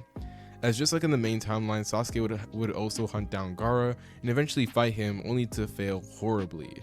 And in this one, even though Sasuke did, get stronger, like way stronger than his canon counterpart because of his motivation to fight Naruto, it wouldn't be enough to beat Gaara, even though he would land more injuries and, give him more blows than he did in the main timeline. As while Sasuke would be there on the ground and about to literally die from Gaara's sand burial, this is when Naruto would make his entrance. By saving Sasuke from getting attacked by the sand burial, and after doing so, Naruto would tell Gaara that he was sent by the leaf to neutralize him. Now this causes Gaara to immediately get excited. Mind you, these two have not met yet, and seeing Naruto for the first time, Gaara could already tell that he was strong. As this is when he would then talk about how Naruto was going to validate his existence, which once again caused Naruto to reflect on what Kaito had said that time. But regardless, he had a mission to do and he had to take care of it, so that way he can get paid. As this is where we will now see the fight between both Gaara and Naruto then begin. So starting off the fight, we will now see Naruto as he will be immediately attacked by Gaara, who summons out a ginormous amount of sand. But you see, the moment that the sand was about to hit Naruto, he would then suddenly disappear from Gaara's vision, causing him to look all over the place until suddenly he would then be punched in the face. Now this will come as a shock to Gaara, considering the fact that Naruto was able to easily get past his sand defense, and it didn't seem as if he was like using like any type of jutsu or anything like that, as this causes Gaara to actually get like some flashbacks to when Rock Lee first hit him. But he decided to shake it off and then in fact use it as fuel to get more angry, as he summons out even more sand. As the entirety of the forest that they were in was beginning to get enveloped by sand, which causes Naruto to have no choice but to summon a shadow clone to take Sasuke away, since this entire area was like getting involved with Gaara's sand and he was crushing everything with it. But even with this enormous amount of sand, that didn't really stop Naruto from literally, beating the crap out of Gaara. As for the next following moments, you'll see Gaara as he continuously gets hit and overwhelmed by Naruto, causing him to be surprised since he has never been put in a situation like this. Even with Jonins from his own village, this never happened. So due to the fact that he was getting pushed up, basically to his limit, this is where Gaara then decides to go all out. Using the ginormous amount of sand that he has like around him, this is when suddenly he would then decide to call upon the Shikaku, summoning out this ginormous transformation that causes Naruto to actually have no choice but to retreat for a brief moment until the Shikaku finally took over like the entire forest basically, as he was looming over everything. And Gaara wasn't even done, as immediately after bringing out this ginormous Shikaku like avatar, this is where he would then decide to fall asleep, which if you guys don't know would awaken the Shikaku. Now upon the Shikaku's arrival and awakening, he will immediately begin smiling and just begin laughing and taunting, as he realizes that now he was finally free, allowed to wreak havoc and destroy the hidden leaf. But while he was laughing and giggling, this is where from a distance he could actually see something very peculiar, as he ends up seeing two glowing red eyes staring at him from the tree line. And mind you, this was the only thing that only Shikaku could see this. Like Sasuke wasn't able to see this and no one else was able to see this. This was something that was between Shikaku and obviously Naruto. As Shikaku seeing this, we actually began to think that maybe that was the Sharingan or something like that. But it didn't matter to him regardless, as after all, what could this puny leaf shinobi could even do? As immediately he would then summon out an air bullet, sending it directly towards Naruto, as Naruto himself would dodge out the way, even as the air bullet goes ahead and rips apart the entirety of the forest or the area that he was in.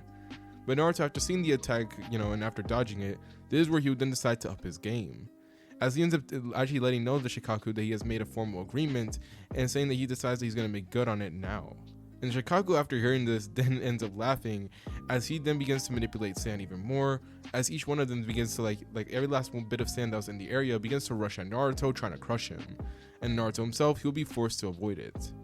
And for a couple of moments at first, it would seem as if the Shikaku had the advantage, until suddenly, right as he was about to land the finishing blow, and right as the sand seemingly grab a hold of Naruto and was about to crush him, this is when suddenly the sand that was wrapped around Naruto would then crumble and collapse, as this caused Shikaku to look on in confusion.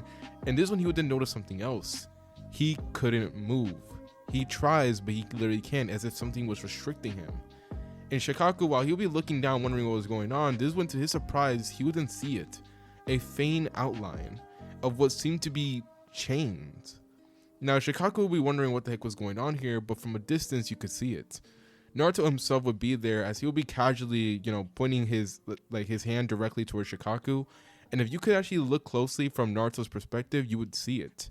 Certain chains will be wrapped around Shikaku and actually restricting his movements. But there was something even more particular if you were to take notice. The scarlet eyes that Naruto were using were a mix of, the regular scarlet eyes, but also they had a slit within them, as Naruto was not only using the scarlet eyes, but he was also using the Nine Tails chakra. As we're now going to do a little bit of a brief flashback. During the time of which Naruto and Kurama were talking about his like Nen abilities and everything like that, that's when the Nine Tails actually decides to give Naruto an idea, kind of like a contract, or if you guys are JJK fans, a binding vow. As basically is very simple. Naruto is allowed to use Chain Jail to restrict chakra users as well. Usually when you use Chain Jail, he's only able to use it on the Phantom Troop members, and that was back in this old world. In this one, he didn't really have the same alibi to use it, so basically Chain Jail was non-existent, if not basically completely useless. But now he had a way to actually use Chain Jail and also use it to restrict chakra users, which are much more prominent in this world, as long as he used the Nine Tails power, and as long as he had more chakra than the target of the technique. Those were the conditions that were set for Naruto, and seeing this, he actually thought about it for a while and decided to agree to it. And that's what ended up leading to the events now. As turning to the Shikaku into the entire fight, Naruto had decided to call upon the Nine Tails' power, as this was also another one of the agreements that Naruto decided to take up with the Nine Tails. As after making the contract, the Nine Tails decided that he wanted Naruto to use his ability against the Shikaku. And if you're wondering why exactly, Kurama will go out of his way to, help Naruto with the Shikaku, it's because he hates him, and he honestly does not like him, at all, and he wants to put him in his place. But regardless of that, turning back to the fight, we would now see the Shikaku as he tries once again to move, tries to manipulate his chakra, but it doesn't work. As Kurama had filled Naruto with enough chakra to the point where the Shikaku was not going to be able to use any of its jutsus or do anything like that, as the only real thing it had was its physical strength, and even that was getting restricted by the chains. As he looks down at Naruto angrily, this is when the Shikaku then decides to full on just try moving closer to Naruto in order to just crush him with its overwhelming size. And Naruto, seeing this, then decides to take it up a notch, as informing the Shikaku that he had a mission to complete and also had a deal to make good on. This is where Naruto would then decide to take inspiration from Haku and actually use this ice jutsu, as suddenly multiple different mirrors begin to appear all around the battlefield made of ice. And the Shikaku would be seeing this as he would be overwhelmed by just the amount of them, as each one of them were covering the Shikaku all over the place. And the Shikaku would wonder what exactly Naruto was doing. This is where Naruto would then announce the name of the jutsu: Ice Release, Absolute Frozen Prison. As immediately after saying this, the Shikaku's eyes would then go wide, as every last one of these mirrors would then collapse. Each one of them would then break apart and turn into shards before then rushing at the Shikaku. As before he could do anything or try to stop it, it would be too late, as each one of them would then stab into him, causing parts of his body to be frozen until he would be entirely engulfed by the ice, turning into just a ginormous crystallized, biju. He'll be stuck in a ginormous ice crystal, unable to move, unable to do anything. As Naruto, after doing this, would then make another brief hand sign, causing the ginormous crystal to then collapse and causing Gaara to fall to the ground, while the ginormous Shikaku avatar would already be destroyed. As the results of the fight finally hold true, Naruto would win this one and Gaara would be taken down. As we now do a brief change of scenes. So now with Gaara taken care of, we can now turn our attention to the stadium where we see Kakashi and Guy. As due to Naruto capturing Kabuto and him, being forced to leak information, this would allow them to actually find out about their plans about how they plan to trap the Hokage and force him in a 1v1 against Orochimaru, which eventually turned into a 1v3. And not gonna lie, Hiruzen was teeing up. But regardless, back to the stadium, we will see Kakashi and Guy as they will face off against the Sound 4, preventing Hiruzen from getting trapped inside the barrier, and allowing him to get assistance from his Anbu plus Jiraiya. As Jiraiya in this timeline was summoned to the village, just like in the main timeline, but he didn't get the time to spend with Naruto due to preparing to take out Orochimaru. And Naruto, due to the fact that he was mostly staying in his own house and not dealing with anyone and focusing on himself, that meant that Jiraiya had basically zero chances or opportunities to really spend time with him. So that meant that Jiraiya basically didn't get to spend time with his godson. But regardless of that, at least he was here to take care of his rival with Hiruzen. As due to Jiraiya plus their Anbus helping him out, this meant that Orochimaru was on basically the back end of the fight the entire time, having to avoid and dodge all the attacks while barely dishing out his own. And this combination of people facing off against him, even Orochimaru couldn't escape from, as this would end up leading to Orochimaru getting sealed away by Hiruzen. As during the battle against Orochimaru, Hiruzen would use the Reaper Death Seal, this time completing the jutsu and causing Orochimaru to be truly killed, meaning that from this point he would no longer be an issue in the future. And after Orochimaru is sealed away and killed, we would actually take a brief look at Sasuke, as unknowingly to him, the entirety of the curse mark would actually be taken away as well, as even the fragments of Orochimaru's soul was sealed away by, the Reaper Death Seal. So that meant that overall Orochimaru was now no longer plot relevant whatsoever. As this would end up leading to the events of the Konoha Crush finally settling down, as turning to the next couple of days following Hiruzen's death, the village would now begin going through a rebuild. And while also looking for their next Hokage, as Naruto during this time will be promoted to a Jonin.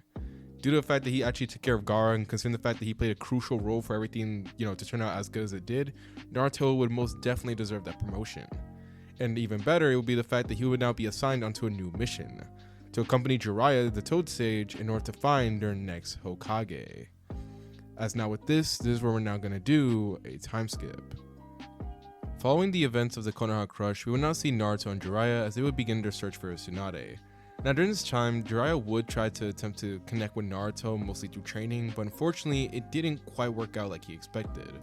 As unlike in the main timeline where Jiraiya would try to go Naruto, and learning a new jutsu and everything and trying to top his rival, Naruto here is much more put together, much more mature, and overall has basically everything the old Naruto wish he had. As this would cause Jiraiya to basically have not really too many ways to connect with Naruto, but he does actually end up, getting Naruto to at least, train or learn something new. It's just, it wasn't, the Rasengan. When Naruto actually found out that Jiraiya actually trained the 4th Hokage, as he had read up on Jiraiya, and after Jiraiya did offer to train Naruto or at least teach him something, this is where Naruto would actually ask Jiraiya if he knew Minato's, flying Raijin. Basically the seal and basically the whole entire process of him doing it. And Jiraiya, he wouldn't know how to do the jutsu, but he did remember the basis of which Minato decided to base the jutsu on. Since I really believe that there's no way Minato would go ahead and come up with that technique and not talk about it with his literal sensei, who's a Fuinjutsu master. So yeah, as basically Jiraiya would tell Naruto the basic or basically the whole rundown of what Minato had done. But other than that, he couldn't really help Naruto when it came to actually performing the jutsu or even making the seals. So that meant that spending most of his time throughout this journey, Naruto would be forced to just gather intel and would spend the other half of his time just training and trying to get to that level where he's able to do Fuinjutsu, which obviously was very hard. Even with the Scarlet Eyes helping him out, Naruto wasn't exactly gonna be able to get this in the first try, but definitely it was an experience and he was slowly working up to it. Now, speaking about, the timeline and everything, similar to the main timeline, we will see Naruto and Jiraiya as they decide to get a bit of rest. With Naruto deciding to go to a hotel, while Jiraiya decides to go off with a woman, intending on doing some research. Now, this is where things would then obviously take a turn, as while Naruto's at the hotel and while he's concentrating, going through the whole Fuinjutsu practice, this is where suddenly there will be a knock at the door. And Naruto, he wasn't dumb, alright? He's a Jonin by this point, he could already sense who's behind it. As this is where Naruto then decides to make a clone, as this clone would then approach the door and then open it, revealing both Itachi and Kisame. And the clone would look at them calmly, asking them what exactly are two S-rank, missing nin doing here. And this is where Kisame as well as Itachi immediately attack him. They just jump him immediately. Now, Naruto in this timeline isn't a Genin, so obviously they're not going to take him oh, he's easy or something that they could easily just bully and take with them. They decide to actually go at him very seriously. As this ends up resulting in the clone having to stall for a brief moment while the real Naruto tries to escape. Since after all, he wants to bring them to a less populated area where they're not going to do too much damage. And needless to say, the end result actually did prove true, as after the clone was taken care of, both Kisame and Itachi would begin hunting down Naruto. As this ends up causing a large amount of attention to be drawn there, and also causing a certain someone to also go to the area where these shinobis were running off to. As after Naruto would get into an isolated area and a fair distance away from civilians, this is where he would then turn to face off against both Kisame and Itachi. As this is where he would then tell them that he's going to capture them accordingly and return them back to his village. This is where, Kisame will begin to laugh at Naruto's arrogance, not believing him for even a second, while Itachi himself, he knew better. Heck, he's seen people Naruto's age that could give him a run for his money right now. And at some point during his life, he had actually been one of them. So due to that, Itachi was not going to underestimate Naruto, as this caused the three of them to get into a brief stare down before finally the fight between all three of them would then begin. As Naruto, without any hesitation, he rushes directly towards Kisame, as he could already tell that compared to Itachi, Kisame was obviously the weakest one. as Naruto had already read up on the Sharingan and he knows for sure that Itachi was the one that was the most dangerous out of the two. But unfortunately for him, there was a reason why they were sent in pairs, as Itachi would then appear right in front of Kisame and then immediately not only grab Naruto's fist, but also send a terrifying punch directly into his gut. And this actually ends up catching Naruto briefly off guard, but he ends up recovering from it quickly. It's after getting a fair distance away, this is where Naruto then decides to, tap in a little bit more, as this is where he then decides to activate his Nen. And when he does, chains then begin to appear as he then swings them directly at Itachi and Kisame, trying to wrap them up, but then to his surprise, Itachi would then be able to dodge out the way. Meanwhile, Kisame would get captured, as this causes Naruto to look at Itachi in complete shock. As mind you, from this point on, Naruto has never encountered anyone that had been able to see or even dodge the chains. Even when he was faced off against, Shikaku, which Naruto could tell that he could maybe sense them at the bare minimum, even he wasn't able to dodge the chains. So this was something very surprising to Naruto. Meanwhile, in Itachi's view, he saw something very interesting. Now, the Sharingan is usually able to react to certain attacks before they approach him, and they're able to see things that most people cannot see. But Itachi could never expect what Naruto was doing, as this was something that was foreign to him entirely.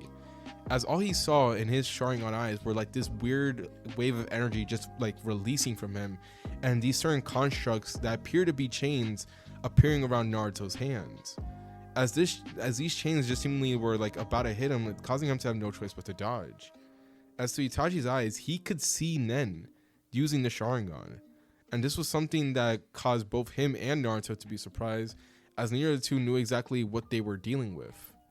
As now with that said, since Itachi was now, free and was able to see Naruto's attack, this would cause Naruto to have no choice but to get even more aggressive and try to outpace him, leading to mostly the fight just being between Naruto and Itachi, while Kisame himself struggles to get out of the chains.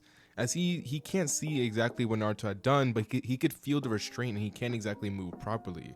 He could still use chakra since Naruto wasn't, immediately using the Nine-Tails chakra to restrict him, but still he was having a hard time moving nonetheless.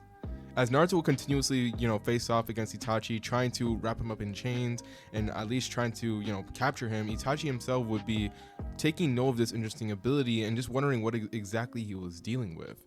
But while thinking this though, this is when suddenly Sasuke would then arrive onto the scene. And Sasuke's arrival will cause Naruto to immediately break away his attention from Itachi, giving Itachi the opportunity to kick Naruto away for a brief moment. As after that, this is where the whole thing of Sasuke, trying to get his revenge on Itachi would then begin, and this ends up leading to Naruto to have no choice but to just be there to witness the whole thing. As even though yes, he would step in and try to stop it if it were to ever come down to it, he does understand what it's like to have someone interrupt, their own revenge schemes, considering the fact he had his own experience when it came to that of the Phantom Troop. So he decided to let Sasuke have his little battle, but that meant that, if Itachi were to ever get to the point where he's going to kill Sasuke, then that's the part where Naruto was going to intervene.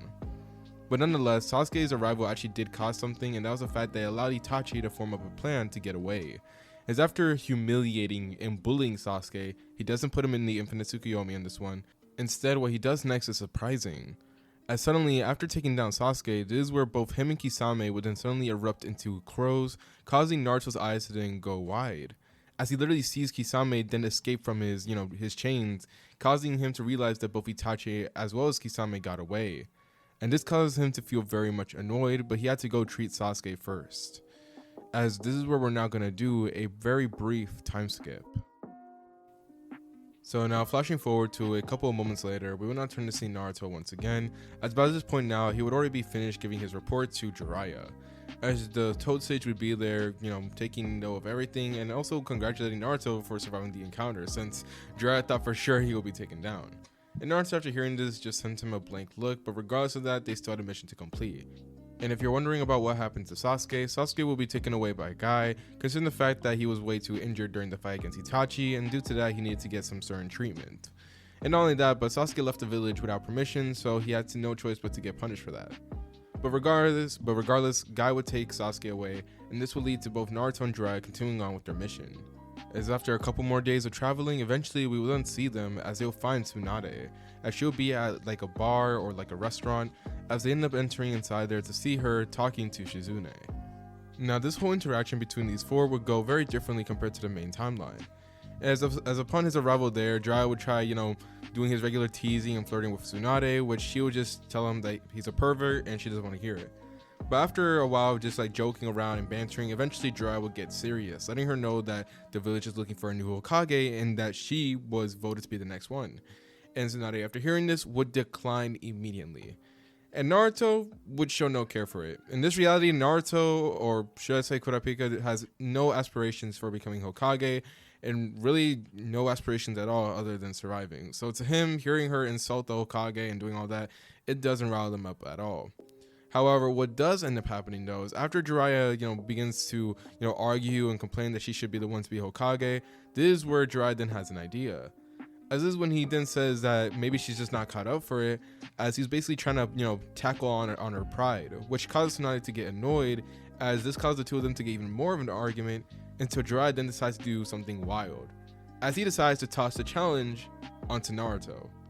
Now Naruto himself will look very confused to be dragged into this conversation, as Jiraiya begins to basically like hype up Naruto, saying that he probably could have been way more better than even Tsunade herself, and saying that the only reason that Naruto wasn't even appointed was because of the fact that he was too young.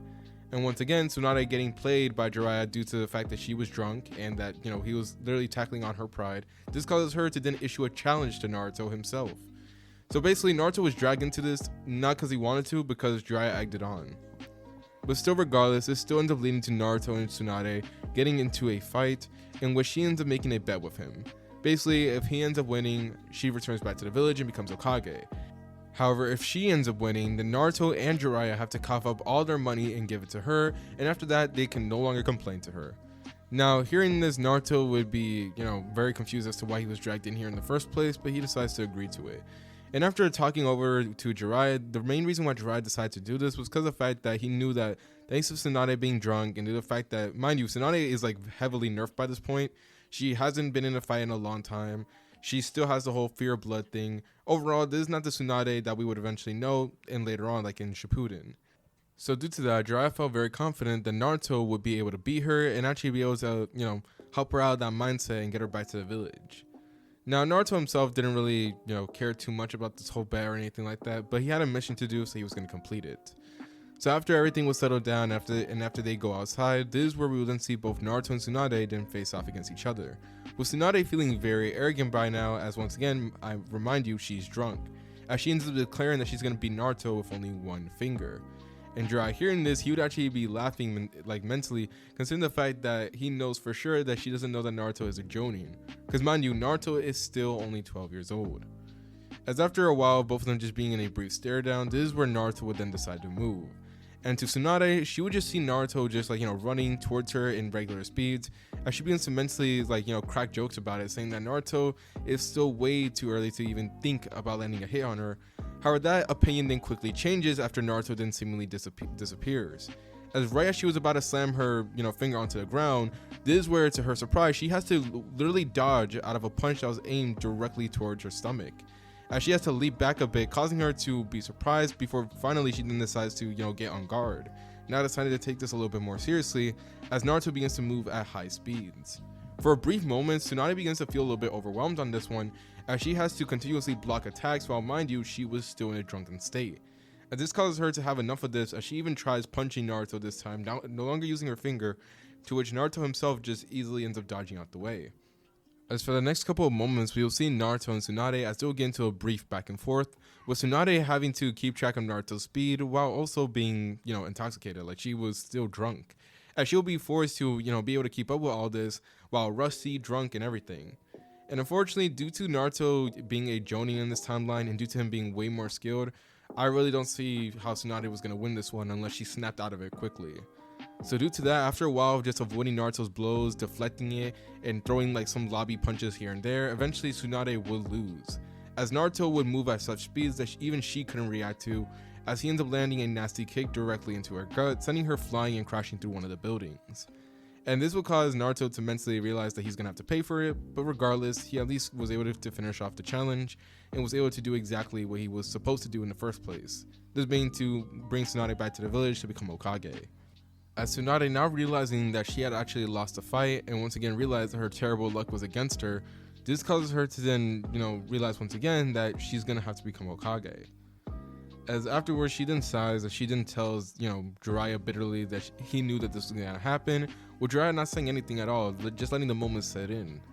As afterwards, this is where we're gonna do a very brief time skip, as throughout this point, Tsunade had no choice but to align with the bet.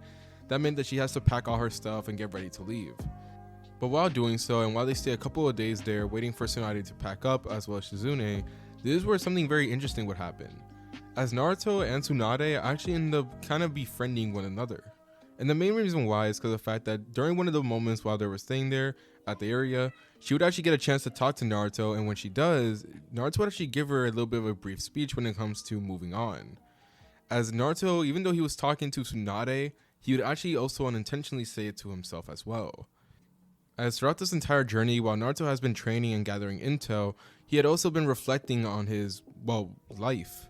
As after all, he has already come to the realization, for a very long time, that he's no longer back in that world, the world of Hunter x Hunter. He's realized that he's no longer the same person that hunted down, all the Phantom troops and wasted their lives away. And he realized that this is a brand new opportunity for him, but at the same time, he didn't exactly know what to do. It felt as if he really couldn't move on from everything that happened. So this entire journey has been nothing more but Naruto just reflecting on that, and also just trying to find out what he should do next. And after talking it over with Tsunade, in which Naruto was, also having a conversation with himself, this would end up leading to both of them unintentionally being friendly with each other, which would surprise both Jiraiya and Shizune, as they never expected anything like that from Tsunade, and Jiraiya especially expected nothing like that from Naruto himself. But regardless, now that Tsunade was in a way better mood, way better mindset, and now the fact that she actually lost the bet, that meant that both she, Naruto, Jiraiya, and Shizune would all head back to the village, as basically this whole search for Tsunade event would be taken care of relatively easily. As we're now going to move on to the Sasuke recovery mission. And unfortunately, I'm going to have to skip this part, considering the fact that many key variables have already been taken out way earlier compared to the main timeline. As the only notable event that I could actually end up saying is the fact that Naruto and Sasuke do end up fighting once again. As Sasuke, after getting healed by Tsunade and after leaving the hospital, eventually he would then decide to face off against Naruto once again, as he would demand for him to give him a rematch. And unfortunately, it's not as spectacular as I'm going to say, it's not going to be nothing like the final valley. No, this will be very short and simple. Naruto lets Sasuke just vent, use every fancy jutsu he has in the book, and Naruto would just be there deflecting everything before eventually just knocking him out.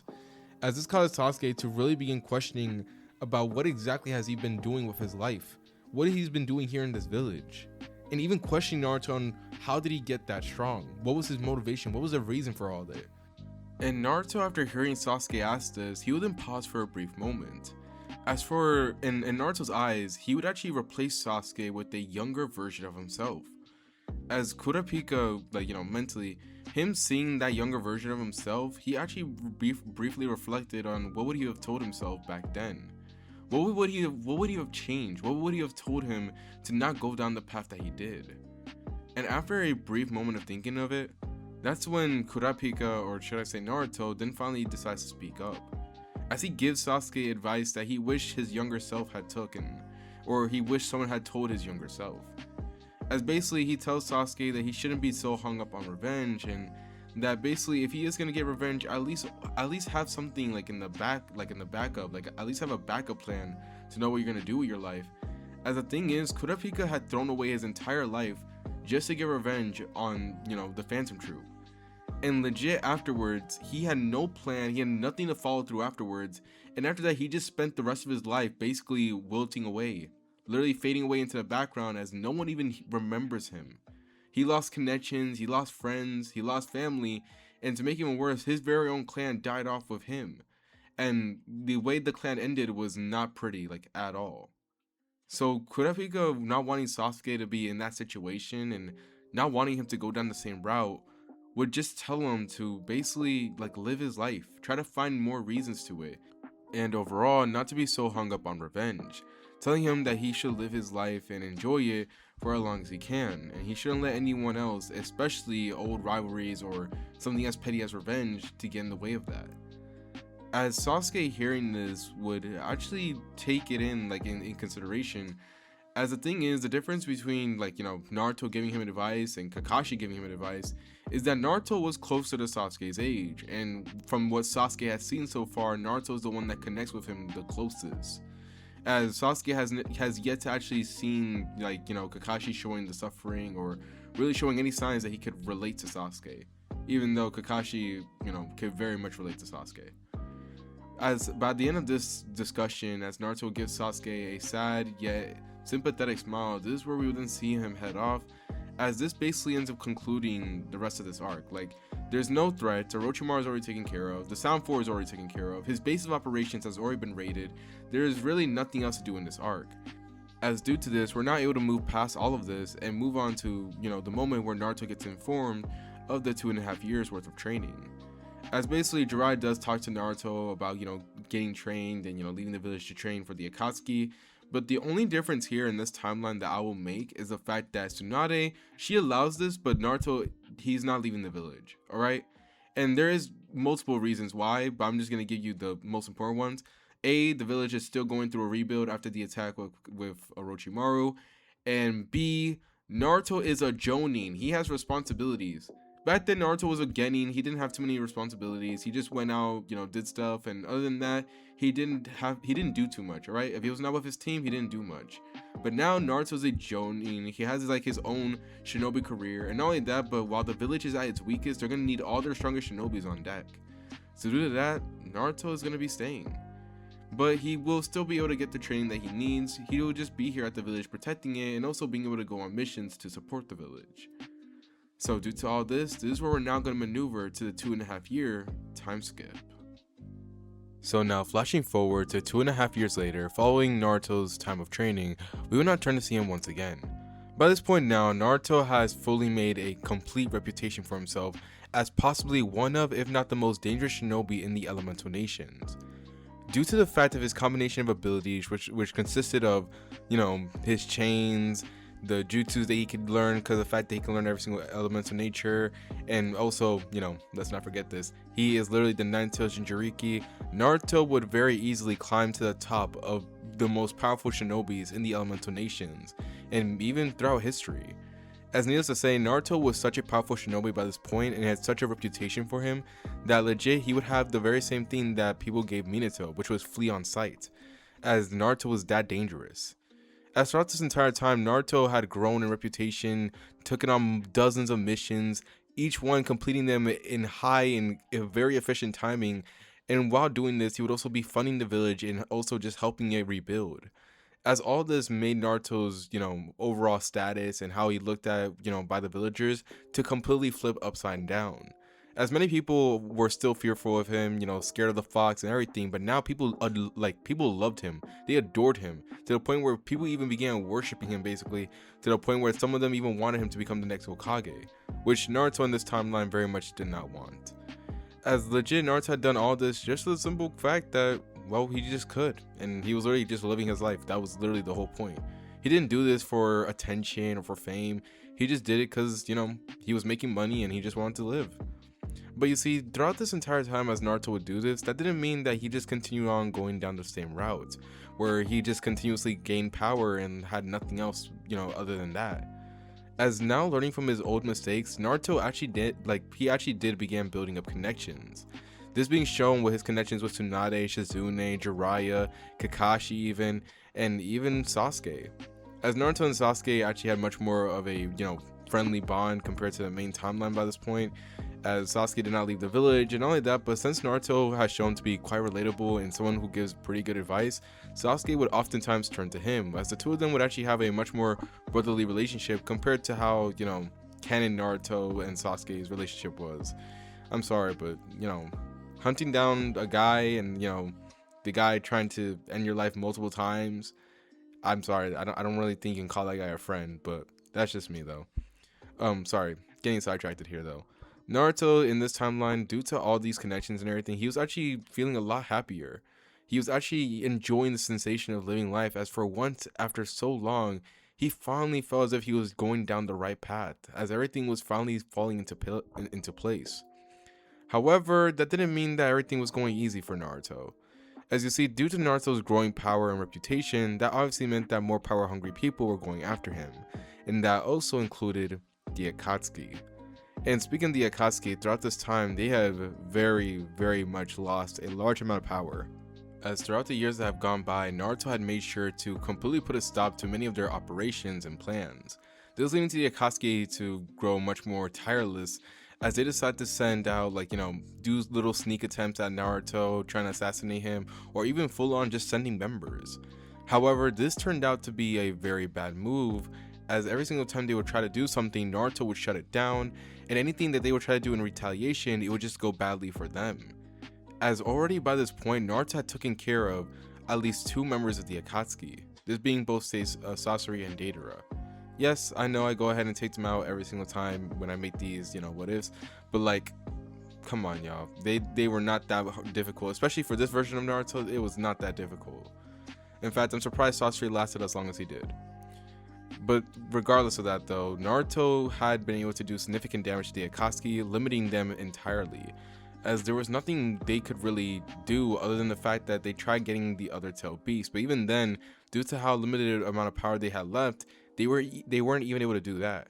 As by this point now, the Akatsuki's number of tail beasts that they collected was literally less than half compared to what they had in the main timeline, as overall things were not going good for them. As now that I caught you guys up on all this is where we're now able to move to the present. As doing a quick change of scenes, we will now see Naruto as he ends up arriving into Tsunade's office, as when he's there, he will see Tsunade just being there, drinking sake. As the moment that Naruto had arrived, she at first tried to hide the sake, basically trying to, cover it up, until she realized it was Naruto, so she just went back to drinking. As after all, since she is Hokage, she can't be going around drinking on the job, but since Naruto was a friend, she decided to just remain casual in front of him. He's one of the very few people she could relax around. Sorry, tongue twister. As Naruto himself would just look at her, with a deadpan expression, asking her if it really was appropriate for Hokage to be drinking on the job. As she ends up telling Naruto that, he don't bring up that crap around her, basically, as she doesn't want to hear none of it. As she tells Naruto to just sit there and even offers him a drink, to which Naruto declines, saying that, he's not really open to the whole idea of drinking, especially since he was still on duty.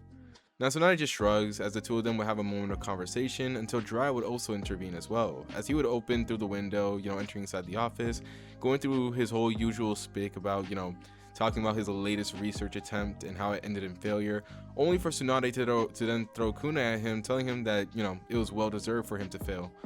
As this will get into a little bit of a light banter among the three, as this was something that you would see quite common. However, as Naruto was doing this though, this is when suddenly he would then look down, as he realizes that, he still has some things that he needs to do back at his apartment, or back at his home, I mean. As he ends up telling both Tsunade and Jiraiya that he'll be heading out, as he ends up waving at them before leaving the office, deciding to go home and finish up on a couple of projects he's been working on. But when Naruto ends up leaving though, this is where we will then see the entirety of the mood of the office then take a shift. As Jiraiya, looking at the direction where Naruto went, this is when he would then openly comment to Tsunade, letting her know that Naruto is by far the most talented and powerful shinobi that he has ever seen, and also have ever had the fortune of training. As he really ends up saying to Tsunade that he could really be that child, the child to change the world.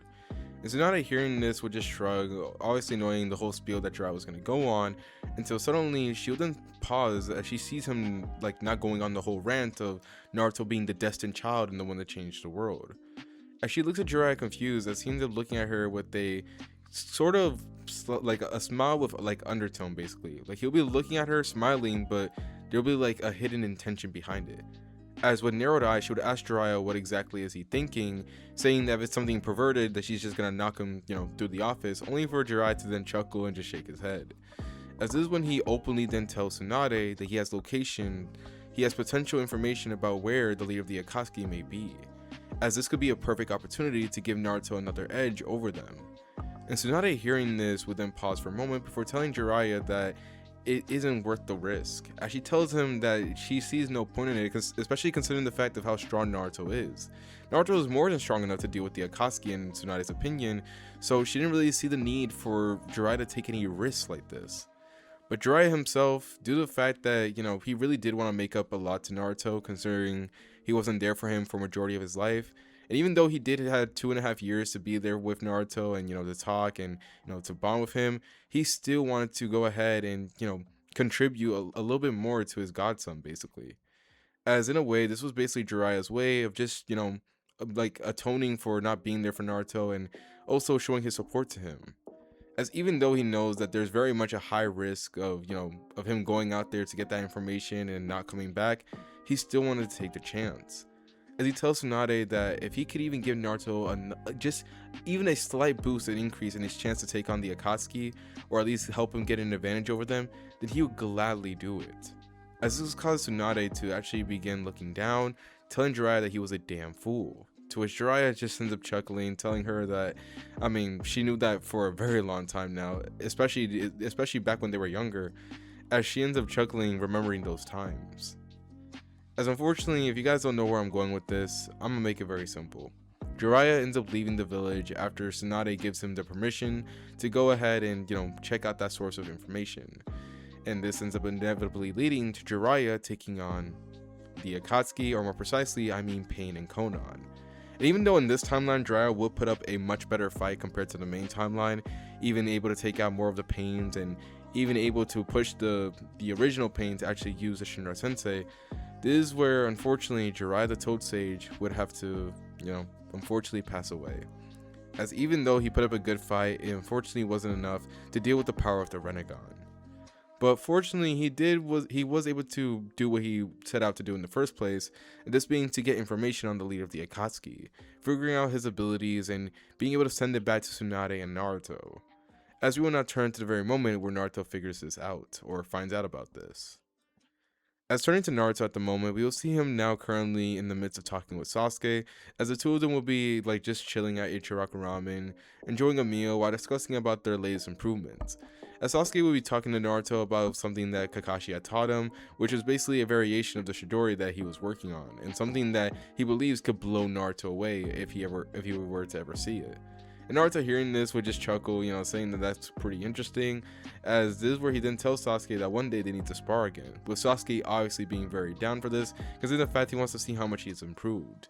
As if you guys don't know, by this point, Sasuke had already became a Jonin as well, but he wasn't quite at the level of Naruto's just yet. As the two of them would continue discussing amongst themselves until suddenly an Anbu would then arrive at the scene, telling Naruto that the Hokage required his presence. As this caused Naruto to look confused, and also Sasuke, as Sasuke then, tells Naruto that he will see him later, with Naruto nodding, as this is when he then body flickers to the Hokage's office. As from there, we would now do a quick change of scenes. Turning to when Naruto had arrived at Tsunade's office, we will see him enter inside, as when he does, he sees that the entirety of the room was like tense and in a very sorrowful mood. As already, this causes a bad feeling to then be, felt throughout Naruto's spine, as he then approaches Tsunade asking what was going on, and when he does, this is when he would then see a toad then, just casually turn to him, as at first he thought the toad was like a doll or something, but it turned out it was actually like, a toad, or more precisely a summon. As Naruto will look at him confused, wondering who he was, as this is when the man then says that yes, Naruto does show a striking resemblance to Minato. As Naruto hearing this would raise an eyebrow, as he wasn't really affected by it, considering the fact that by this point he had already known about it for a very long time, and he was no longer, like he's not the same Naruto, right? Like he's not going to be affected by hearing this. But no, what he was more curious about was the fact of what this toad was here for, as this is when Naruto once again asked Tsunade what was going on, as Tsunade then begins to inform Naruto of the whole situation. About how Jiraiya went to, to the village, and how he tried to get information on the leader of the Akatsuki, as basically this whole scene ends up playing out pretty similar to that of the main timeline, as Naruto would get informed that Jiraiya the Toad Sage has passed away. And hearing this causes Naruto to look down as he feels that familiar pain, that pain that he thought he finally escaped after so long, that would he ever feel again, especially considering how strong he had gotten to make sure it never happened. The pain of losing someone he cared about. As Naruto would feel this pain, as Tsunade would explain to Naruto about, the events that went down, with the Toad even explaining to Naruto about the details Jiraiya left behind about the leader of the Akatsuki, and also one of their members. As Naruto would just listen to everything, not showing an expression or really doing anything, as to Tsunade and the Toad, Naruto's like whole face and everything was covered by the shade of his hair. As once she was done giving Naruto, everything that Jiraiya passed along to him, this is when she would then tell him that he's free to go, with Naruto just nodding. As afterwards, this is where we'll see Naruto body flicker, as he doesn't like go anywhere, he just goes straight home. As when he ends up arriving home, he goes immediately to his training ground, as while there, he stares at one of the training logs there, and then suddenly, without any hesitation, he punches it full force. And he punches it without reinforcing his body with chakra or anything. Yet even without that entire like training post was sent flying, getting completely obliterated by Naruto's attack, as Naruto will be looking down angrily. As you can see, drops of blood falling from his fist, as the impact had blistered his skin a little bit, but he didn't show any sign of caring, as all he would do would look angrily down at the ground, as he begins to have like literal flashbacks about what happened the last time he went down this route, the route of revenge. As we remember everything he did to the Phantom Troop, how many years he trained to get revenge on them, and exactly the feeling he got when he finished his revenge. As he briefly wonders if he was prepared to go down such a route, only for him to then shake his head from those thoughts. As after all, he knew better than anyone how prepared he was to slip back into it. As mentally, Naruto would then sigh, as this is when he would then look up into the sky, as he then says that how it doesn't matter what he does, one way or another, this route will always be the same thing to him. As no matter what life he's in, he would always walk down the same path of revenge. As Naruto would make a mental vow once again, something that he hadn't done since he did back in his old life, that he will get revenge for Jiraiya, and that he will bring down Pain and the rest of the Akatsuki. As this is where we're now gonna do a time skip, as well as a change of scenes. Following the events that transpire, we will now turn to the next couple of months that will go by. As during this time, Naruto has kept himself steady with his same routine, but you could obviously see that something was deeply affecting him. As Naruto threw himself after mission and after mission, as he barely had time to really talk to anyone, not Tsunade, Shizune, or even Sasuke. As legit, all three of them would be watching this, and even Kakashi would try to speak up with Naruto, but even Naruto didn't have time for him either, as it looked like Naruto was kind of reverting back to how he was earlier. As Naruto throughout this time had also been focused on his training too, not making sure to train every single day, but he would be pushing himself to the limit. I mean, to the point where he would literally break bones and even collapse, like fall unconscious mid-training. As overall, it wasn't really healthy, but you can't say that what he was doing was not productive, and at the very least, you can't say that he wasn't making any lasting impacts. As due to Naruto taking on this parade of missions and all this training and everything, he has been bringing a large amount of income to the Hidden Leaf Village, and once again just boosting his reputation. Which, even though in some ways you could say it's a good thing for like the rest of the village, it wasn't really healthy for Naruto. As Tsunade herself could clearly see that he's working himself rampant and that he won't be able to maintain this. And this would be very pressing, especially since none of them could prepare for the next following days that would end up arriving. As on a very certain day that Konoha was just having their moments, it was a respectful and enjoyable time. It was supposed to be a moment of relaxing and enjoying this newfound peace that they have. This is where suddenly things would then turn upside down for them, as it all started with a man that looked to be floating in the sky. As when all the villagers end up looking up, they look at this man confused, wondering what was going on, until very inaudibly, like they're not able to hear this, but the words were spoken. This is when they would then hear it. Shinra Tensei. The second that these words are heard, all they would see is this invisible force plowing into their village, as many villagers and many citizens are just not able to run away. Like they get caught up in the attack, and even shinobis are caught off guard, as only very few of them are able to escape the disaster, as their village was plowed into by this invisible force. As soon after, this is where we would then see the Pain Assault then begin. But calling it the Pain Assault in this one is kind of misguided, as it's not just Pain attacking the village. No, it's the entire Akatsuki. Alright? Yeah, they may have lost Data and Sasori, but that didn't mean that they didn't have the rest of their members, as every last one of the Akatsukis had arrived at the village, as by this point now, Pain decided to speed up his plan. Realizing that the Nine-Tails Jinchuriki has become too much of a threat, and realizing that he was slowly losing forces and support, that he won't be able to go after the other tail beasts, or at least he won't be able to get them, as quickly as before, this caused Pain to then start acting kind of irrationally. Basically, he's trying to force everything by using his power alone. So this was his last ditch attempt in order to get everything back under his control, and the very first thing he needed to do to make sure of that was to take down the Nine-Tails Jinchuriki. However, unfortunately for Pain, what he failed to realize was the fact that while he attacked the village, Naruto was not there. He was actually away on a mission. As Naruto had spent this time, like I said, going on multiple different missions and, just training himself, as during the time while the village would be attacked, Naruto would just be in the midst of completing a mission and wouldn't know nothing that was going on. As turning back to the assault on the village, we will see the entirety of the Akatsuki as they'll be wreaking havoc, as the remaining Jonins will be trying their best to put up a fight, and even Tsunade would try to step in, as she doesn't fall unconscious in this timeline. And with the combination of Tsunade as well as the Hidden Leaf, as well as the Hidden Leaf Village's remaining Jonin, they are able to put up a pretty good fight against the Akatsuki. As we see each one of them separated and going on their own individual matches, with Tsunade facing off against Konan. We see Kakashi and Guy as they face off against Hidan, and Kakuzu as yes, Guy is in the village. I don't know why he's never in the village during these important events, but in this timeline, he's here for this one. And the Konoha 12, well, they're also helping out taking care of the other remaining members. Although obviously the one that's taking care of Itachi, as yes, he did also pull up in the village, will be none other than Sasuke, as he made it apparent that no one intervenes with his fight with Itachi, as he chose to face off against him by himself in a separate part of the village. As basically the entirety of the Hidden Leaf Village had turned into a war zone, and for the next few moments it will continue on this way. The battle will be never ending as each side was giving it their all, but unfortunately for Konoha, they couldn't maintain this for much longer. Due to this sudden surprise attack and due to just being caught off guard by the whole situation, Konoha had lost a large amount of their forces and were still recovering from it. As even with Tsunade putting in work, and even with the Konoha 12, Kakashi and Guy, and all the remaining Jonins trying to contribute and helping in taking down the Akatsuki, it wasn't going easy. And mind you, before you guys start questioning like, oh, how could this be? Like, this is the Hidden Leaf Village and everything, and they have Sasuke and everything.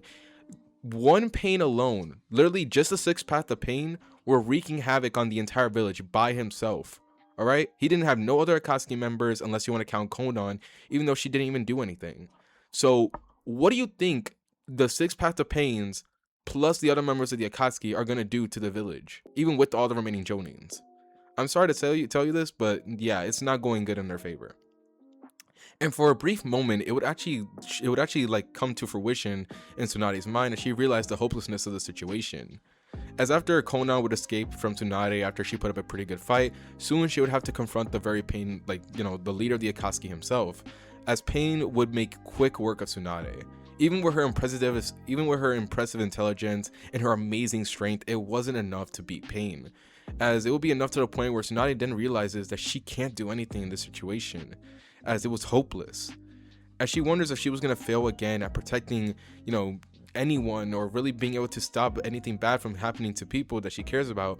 However, this is when, right as she was losing hope and right as Pain was about to attack Tsunade once again, all you would see is a flash of yellow, as in the very next second, all Pain would see will be a kick delivered directly into his face as he'll be sent flying. Tsunade's eyes will grow wide as she looks at the person in front of her.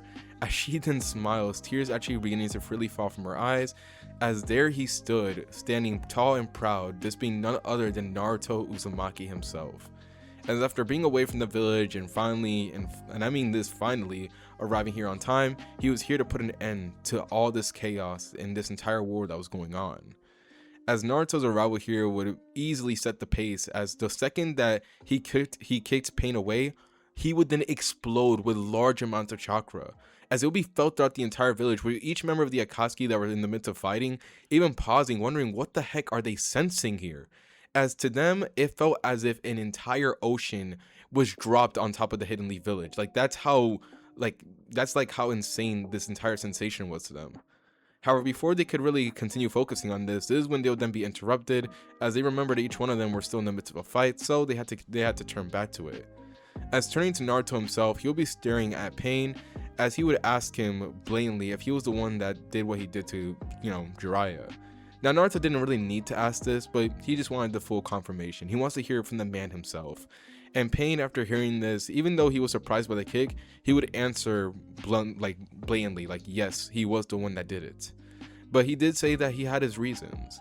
However, right before he could get on a whole monologue explaining exactly what was the purpose for all of it, this one suddenly, to his surprise, he would then feel something restrain him as he ends up looking down, only to be surprised as he ends up seeing chains. As he looks at it confused, wondering where they came from, as he ends up looking at Naruto again to see that he had already raised his right hand and was already pointing like a finger at him with a chain like dangling from it. Like that chain was the one that was wrapped around him.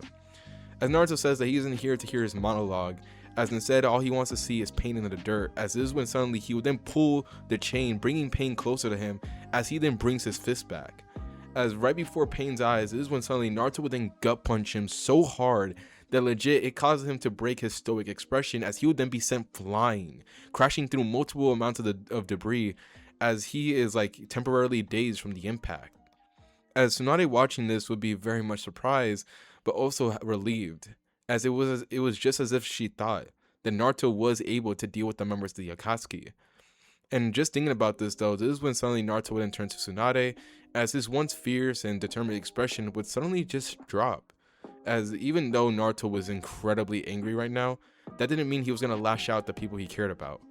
As this is when he then looks at Tsunade with a kind of peaceful and gentle look, telling her to please step away and actually try healing the rest of the villagers and like, you know, the injured shinobi.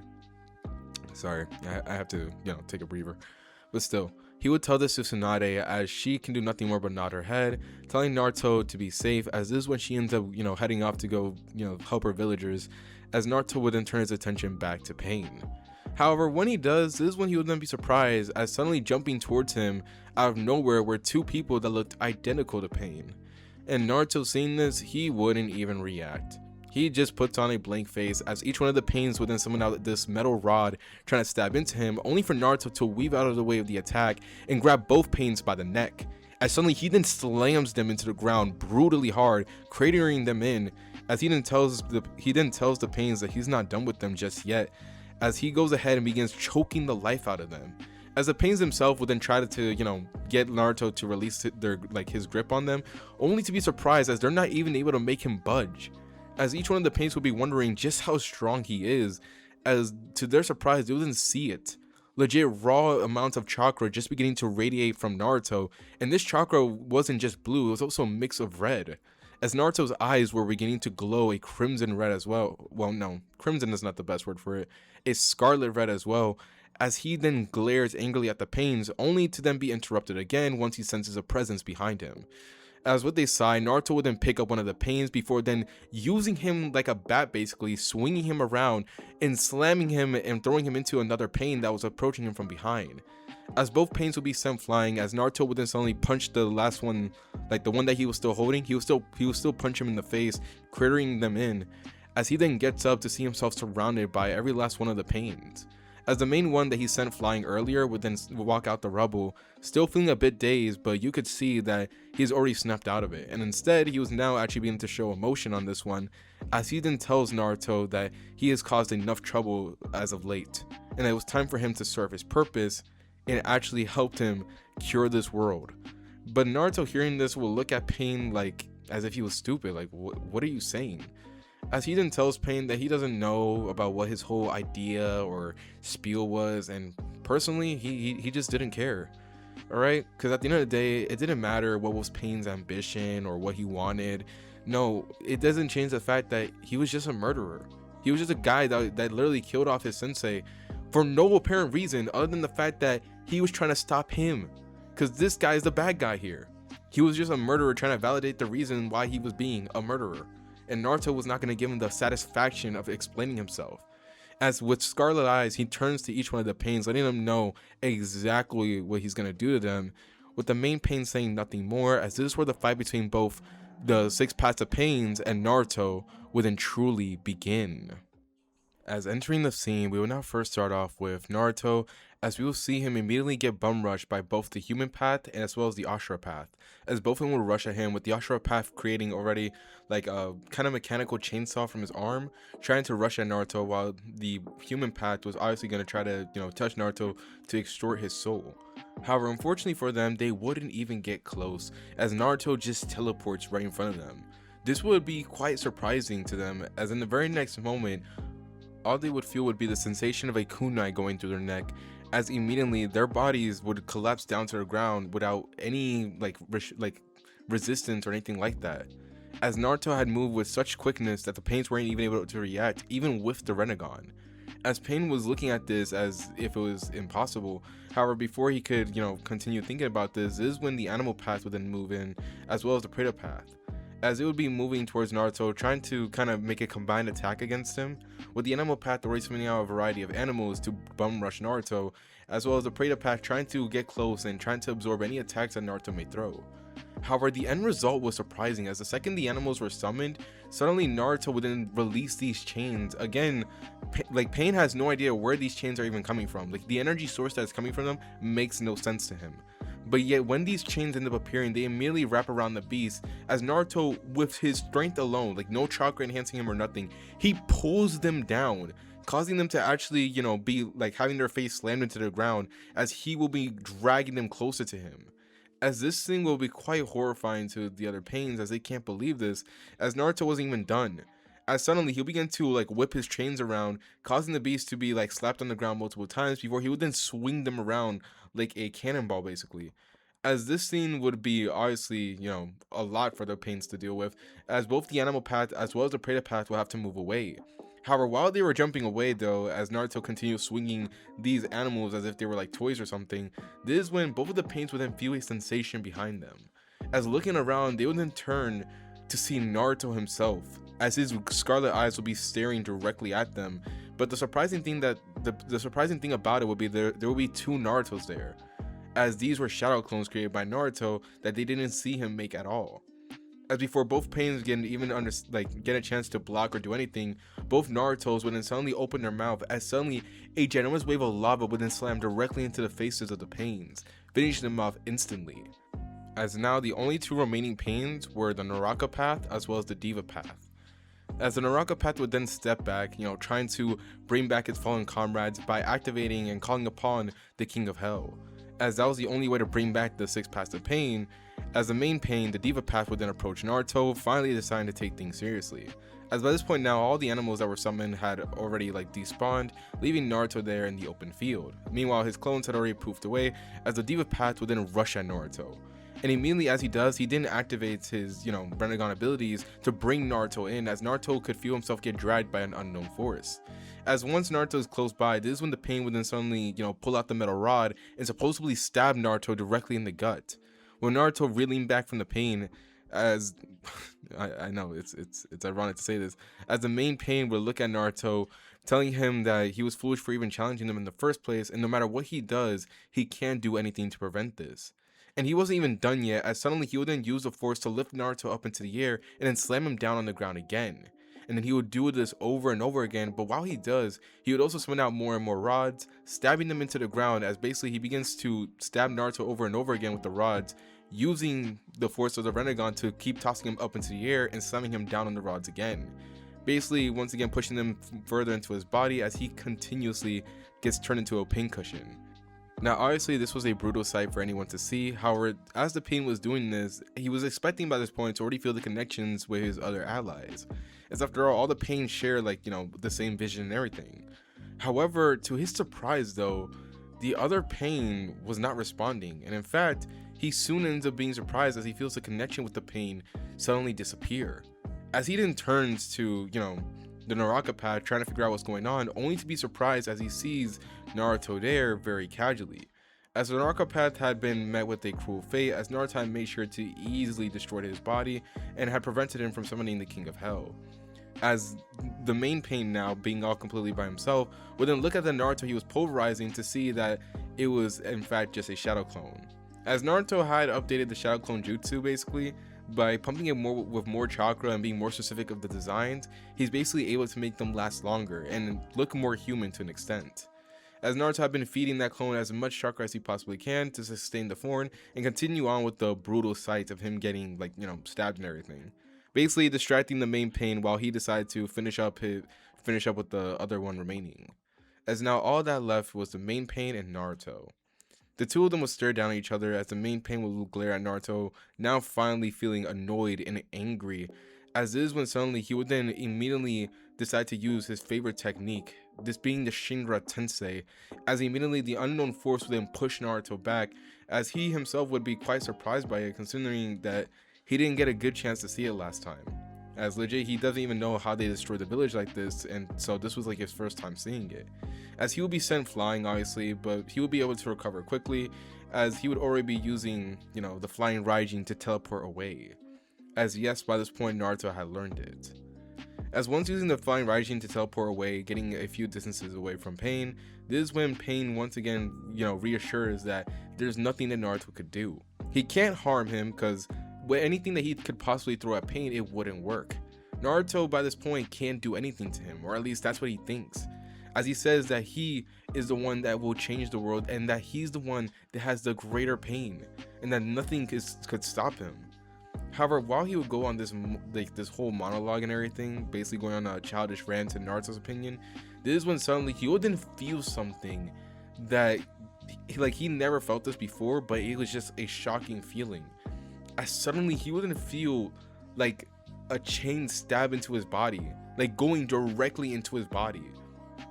And when it's inside, it would literally wrap around his heart as he would tense, literally collapsing onto the ground, wondering what was going on. As he looks down at himself, looking down to see this chain, as once he would try to pull on it, he would realize that he can't. He literally can't remove the chain at all from his heart. As he briefly wonders what was going on, until suddenly he would then feel it.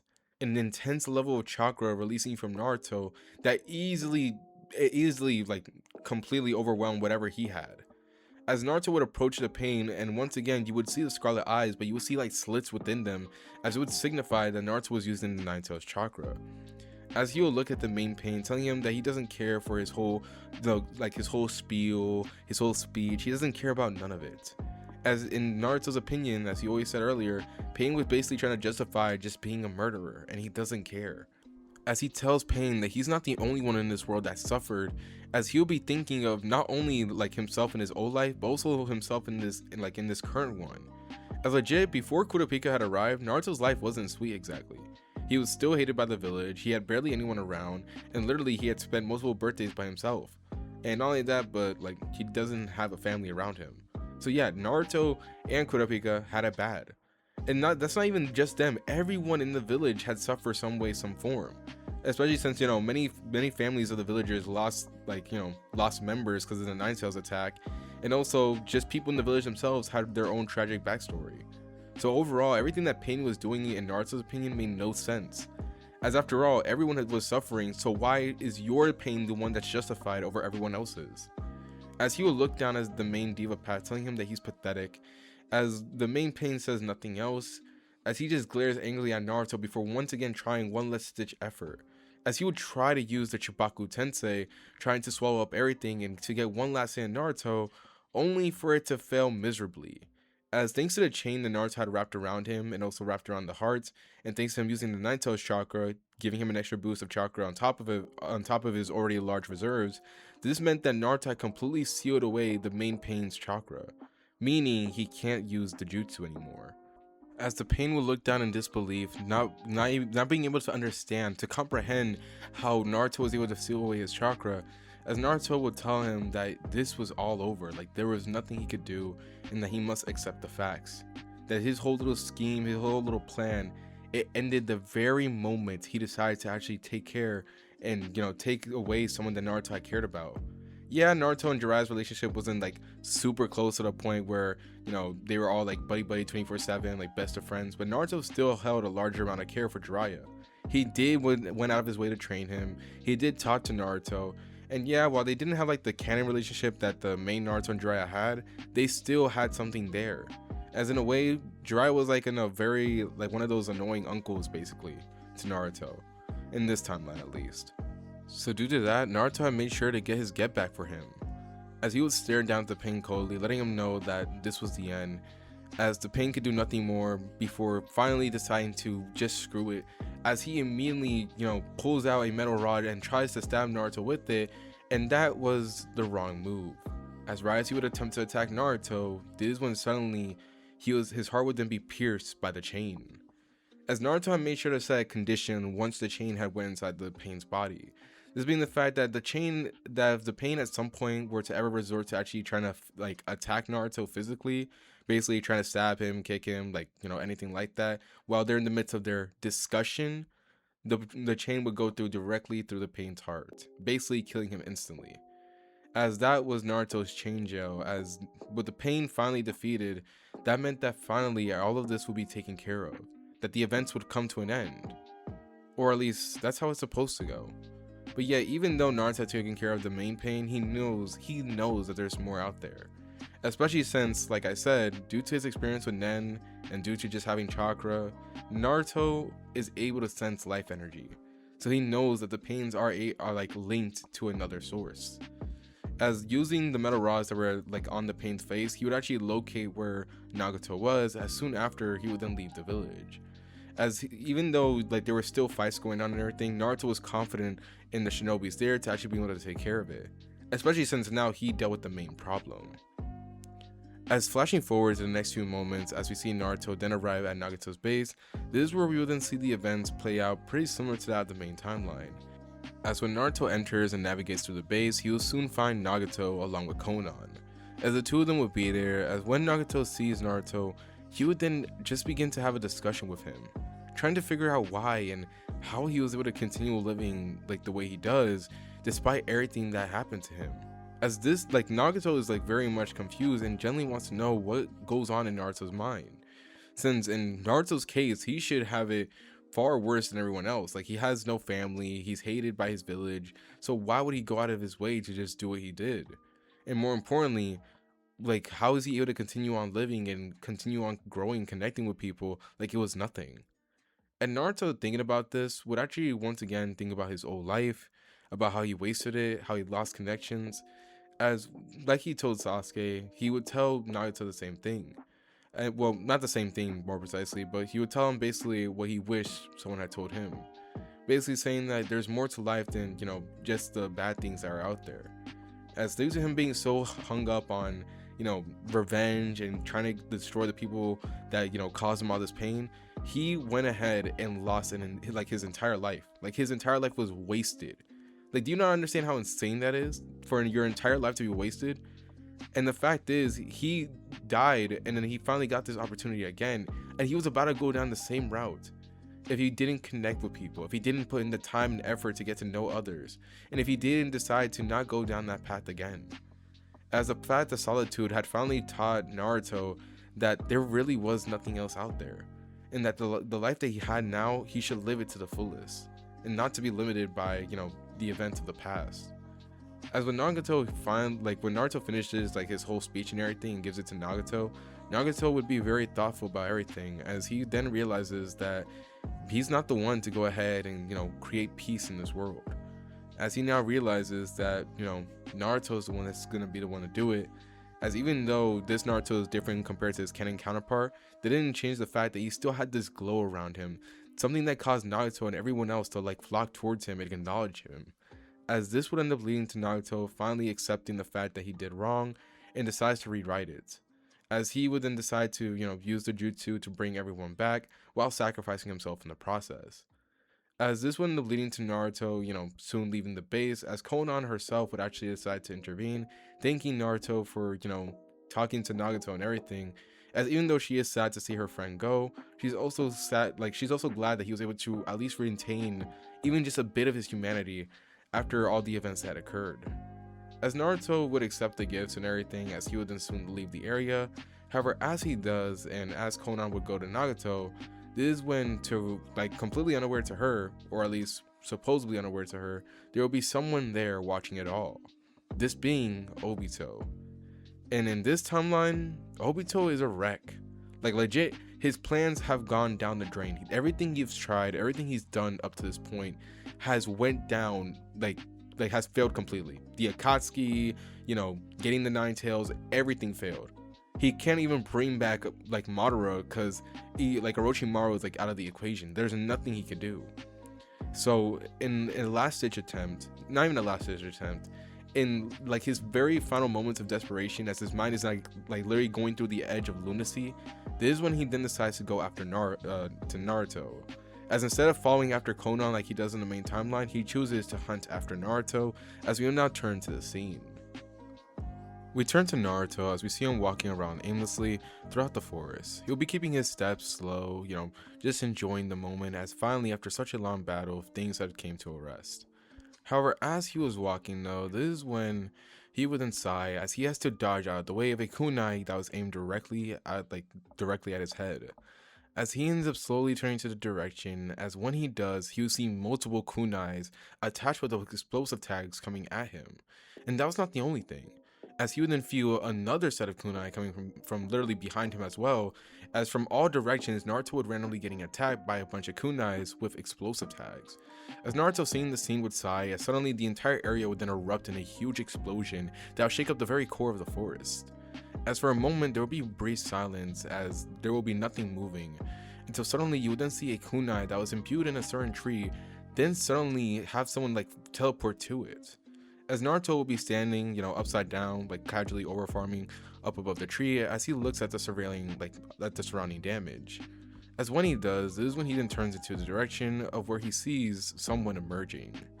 As slowly walking out, slowly pacing himself, will be none other than Obito. As he would walk out of there, but you could see like the energy he was releasing was off. Instead of that mysterious, instead of the casual mysterious aura he had, like he'd had in the main timeline, where he even presented himself as Madara Uchiha, here you could see all that gone. As now it was not the Madara Uchiha impersonator, it was not the guy who's gonna start the next Shinobi Great War. No, it was just a regular dude who was now at a wit's end. This was a guy who has lost all his sanity as it went over the rails. As by this point he has lost everything and he doesn't care anymore. He literally doesn't care. As once he sees Naruto's in his sight, this is when suddenly he would then rush at him. As when he does, Naruto would then immediately shoot out his chains, trying to hit Obito, only to be surprised when the chains go through his body. As Naruto's eyes would then widen, as Obito would then rush at Naruto before then tackling him. As right there, this is when Naruto can notice that he had multiple explosion tags attached to himself. As Naruto's eyes would then go wide, as suddenly he would then detonate once again, as the entire forest would then shake up. But once the detonation would go off and as smoke fills the area, we would then see Obito once again appear using the Kamui, as he is revealed to be completely fine and begins continuously walking through the forest once again, as he knows that didn't kill Naruto, not someone of his level and not someone of his skill, as he was already seen as one of the top tier shinobis in the current decade, literally the strongest of the modern era and possibly throughout history. So he knows for sure something like this wasn't gonna stop him. However, right as Obito was thinking this though, this is when suddenly, as if the very earth itself was against him, suddenly a bunch of trees, like a bunch of wood stuff begins to wrap around him from below, as he feels himself literally get held by wood itself. As he looks down, but not with shock or concern, he just shows little reaction to it, as in the very next moment he just phases through it. As this is when he then looks at Naruto once again, who was in the distance. As when he does, this is when he then activates the Kamui. As Naruto would then feel himself suddenly get warped away from the battlefield, as this is when we would then see Obito do the same thing, as both of them were warped away to his pocket dimension. Turning to inside the pocket dimension, we will see Naruto, as now in this new area, he'll be confused, this is not what he expected. As while here in this area, we will then see Obito, as with little to no remorse, he then shoots a ginormous fireball directly at Naruto. As Naruto, seeing the jutsu in front of him, wouldn't even pull an expression or anything, he just casually blitzed through hand signs before suddenly releasing a ginormous steam of smoke from his mouth. As mind you, the Scarlet Eyes are still active. Once the smoke connected with the fireball, it easily was able to counter it completely. As Naruto walks through the smoke, telling Obito that it was pointless, calling out to him, letting him know that it was over, but Obito wasn't listening. Maneuvering throughout the smoke, he immediately begins to unleash and unload a bunch of shuriken and kunai, trying to attack Naruto and injure him at least, but it was all pointless. As Naruto dodges, evades, and casually counters everything, blocking it all, as once Obito gets close, Naruto, he would just straight up begin to beat the crap out of him. This wasn't a legendary fight, this wasn't even a spectacle, this was just sad. As legit Obito would get literally beaten up easily, as Naruto would be casually taking him down. But you see, even though this scene would look very pathetic and sad, Naruto himself could see that there was something like bigger going on here, like this was wrong. As even though Obito, did all this, Naruto can tell he still had more in the tank, that he had more that he could do here, but yet for some reason he just didn't. As Naruto would casually end up kicking Obito away as he gets sent flying, rolling on the ground for a few moments before just laying on his back. As when Naruto had kicked him that hard, it actually ended up shattering his mask, revealing the face of Obito himself. As Naruto would look at the face as he approaches him silently before asking, what was the point of all this? And that's when the waterworks would then break. Obito breaks down as he begins laughing hysterically in the sign, like he begins to laugh like truly like a broken man, as he then says that he has done all this for this one purpose, the one purpose he did all this for. It didn't matter. It really didn't matter anymore. All he wanted was to attain a world where he could be with Rin. That's literally all he wanted. And yet, no matter what he did, no matter even if he was fighting for the right reasons, it didn't matter in the end. As it seems as if the universe itself was against him, fate itself was against him. As he goes ahead and begins to break down, actually laughing, as this wasn't an evil mastermind, this wasn't even a legendary terror that was gonna cause mayhem to the rest of the world. No, this was just the sad excuse of a man, as this was a guy who just simply had life had dealt him a bad hand. This was one of the worst things to be shown to Naruto, as literally this was how it was to see a man truly at rock bottom. But yet, even at seeing this very pathetic scene in front of him, Naruto showed no reaction. He showed little care, he wasn't shocked or disgusted. No, he just stayed there silently, letting Obito vent as he broke down. As Obito looks at Naruto, asking him how is he able to just continue on the way that he is? As legit he asks Naruto and reveals not even ask him, he reveals to him everything he did to Naruto up to this point. How he was the reason why Naruto lost his parents. He was the reason why the Nine Tails was unleashed. He was the reason the Nine Tails was sealed inside Naruto. He was the reason to cause every last one of the painful things in Naruto's life. So how was Naruto able to somehow, some way, continue pushing and continue living throughout all of it? And when Naruto hears this, he says nothing more as he approaches Obito. As when Obito looks at Naruto for a brief moment, he would be surprised as suddenly he would then be punched in the face. He would be punched so hard to the face that his head would hit the ground hard, as he's temporarily dazed, as Naruto then tells him that because he didn't whine about it and make it everyone else's problem.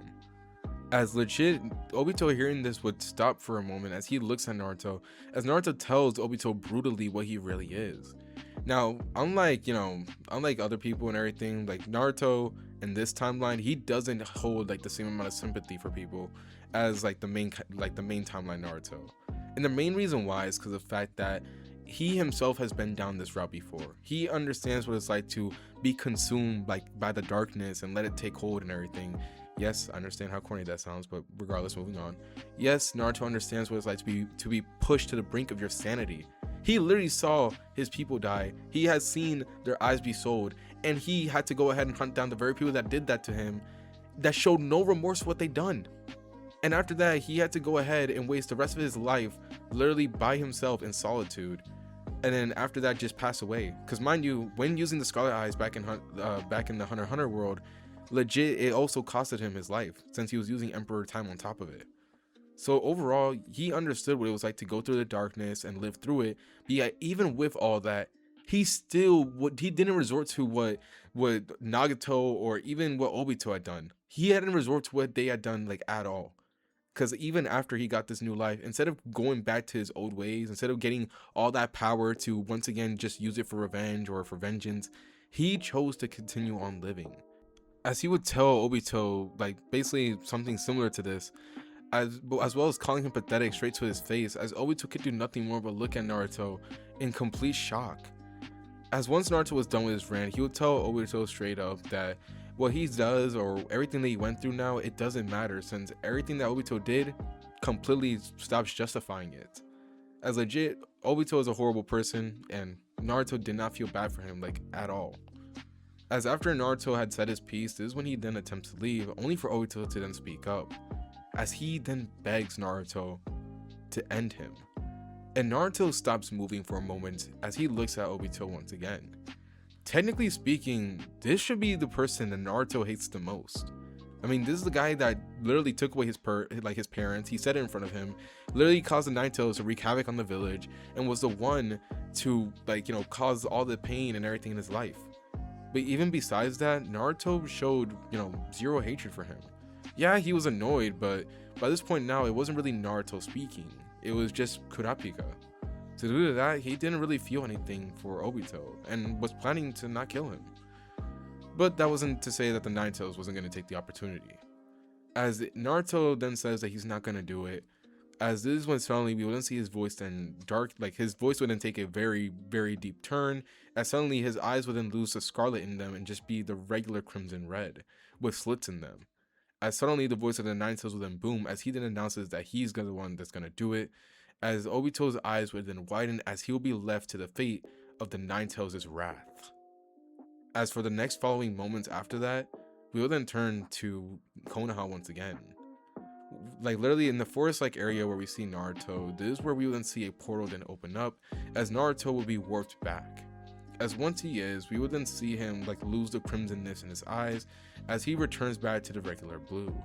And once he does, he ends up stretching a little bit before then looking up into the clear blue sky.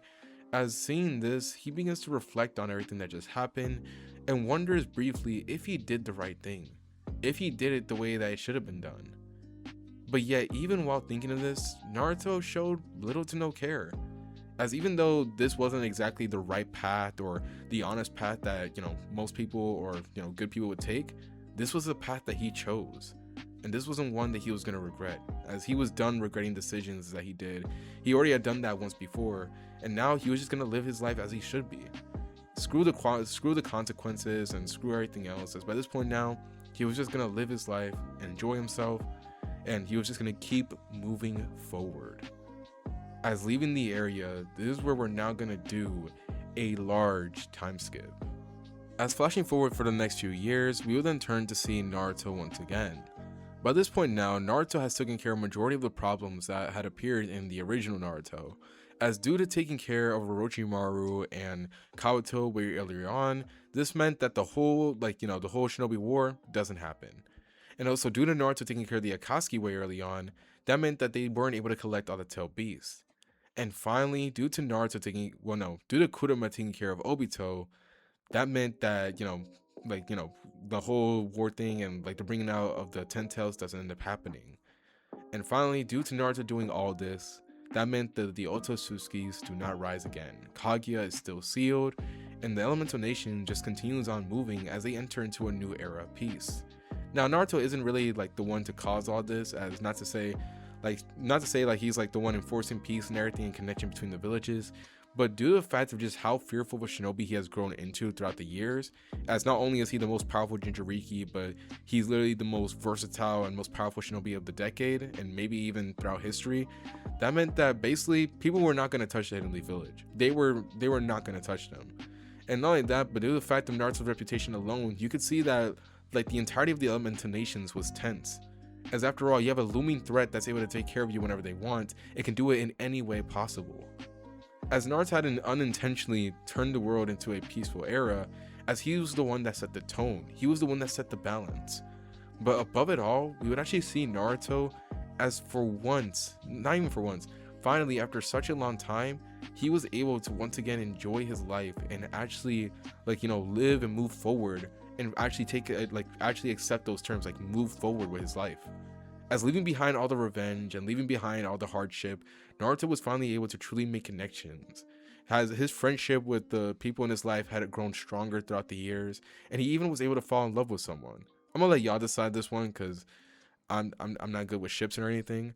But by the end of the story, Naruto does end up having a successful long life. He's not held back by responsibilities or anything like that, like the canon Naruto.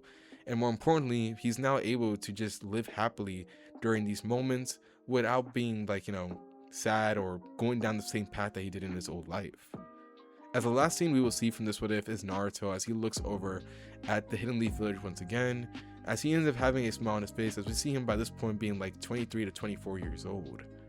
As he looks at the scene in front of him with a smile, as his eyes will then slowly turn into the scarlet color, as this will be the last scene we will see from this what if, as this will be the end to what if Naruto was Kurapika's reincarnation. Thank you all so much for tuning into this what if. This what if had taken a long ass time. I am so sorry. Guys, I don't think y'all understand the amount of setbacks I've been getting hit with, bro. And I mean, like, I'm sorry. Like, you guys can literally hear the frustration in my voice as I'm speaking. Number one, I'm just gonna say this. I am by far a very, like, when I'm motivated, but when I'm lazy, it gets bad. Like, I don't want to do anything at all. So needless to say, I'm gonna just say this in advance. I'm sorry. I've been procrastinating like a lot.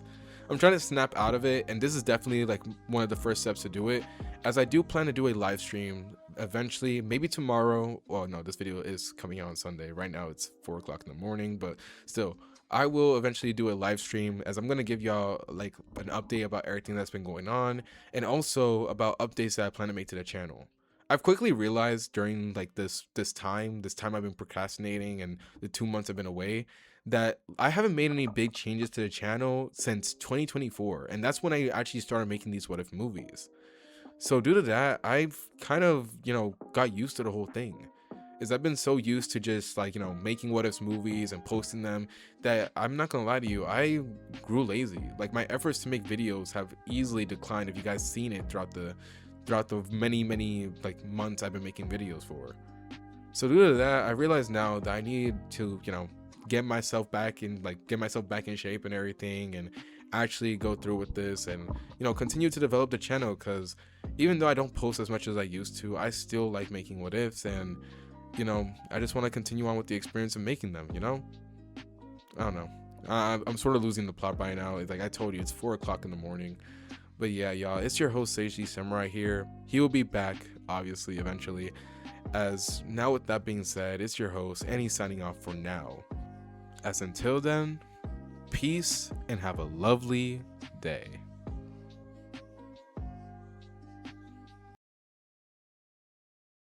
Colors, switch the color, switch the color, switch the color, switch the color, switch the color, switch the color.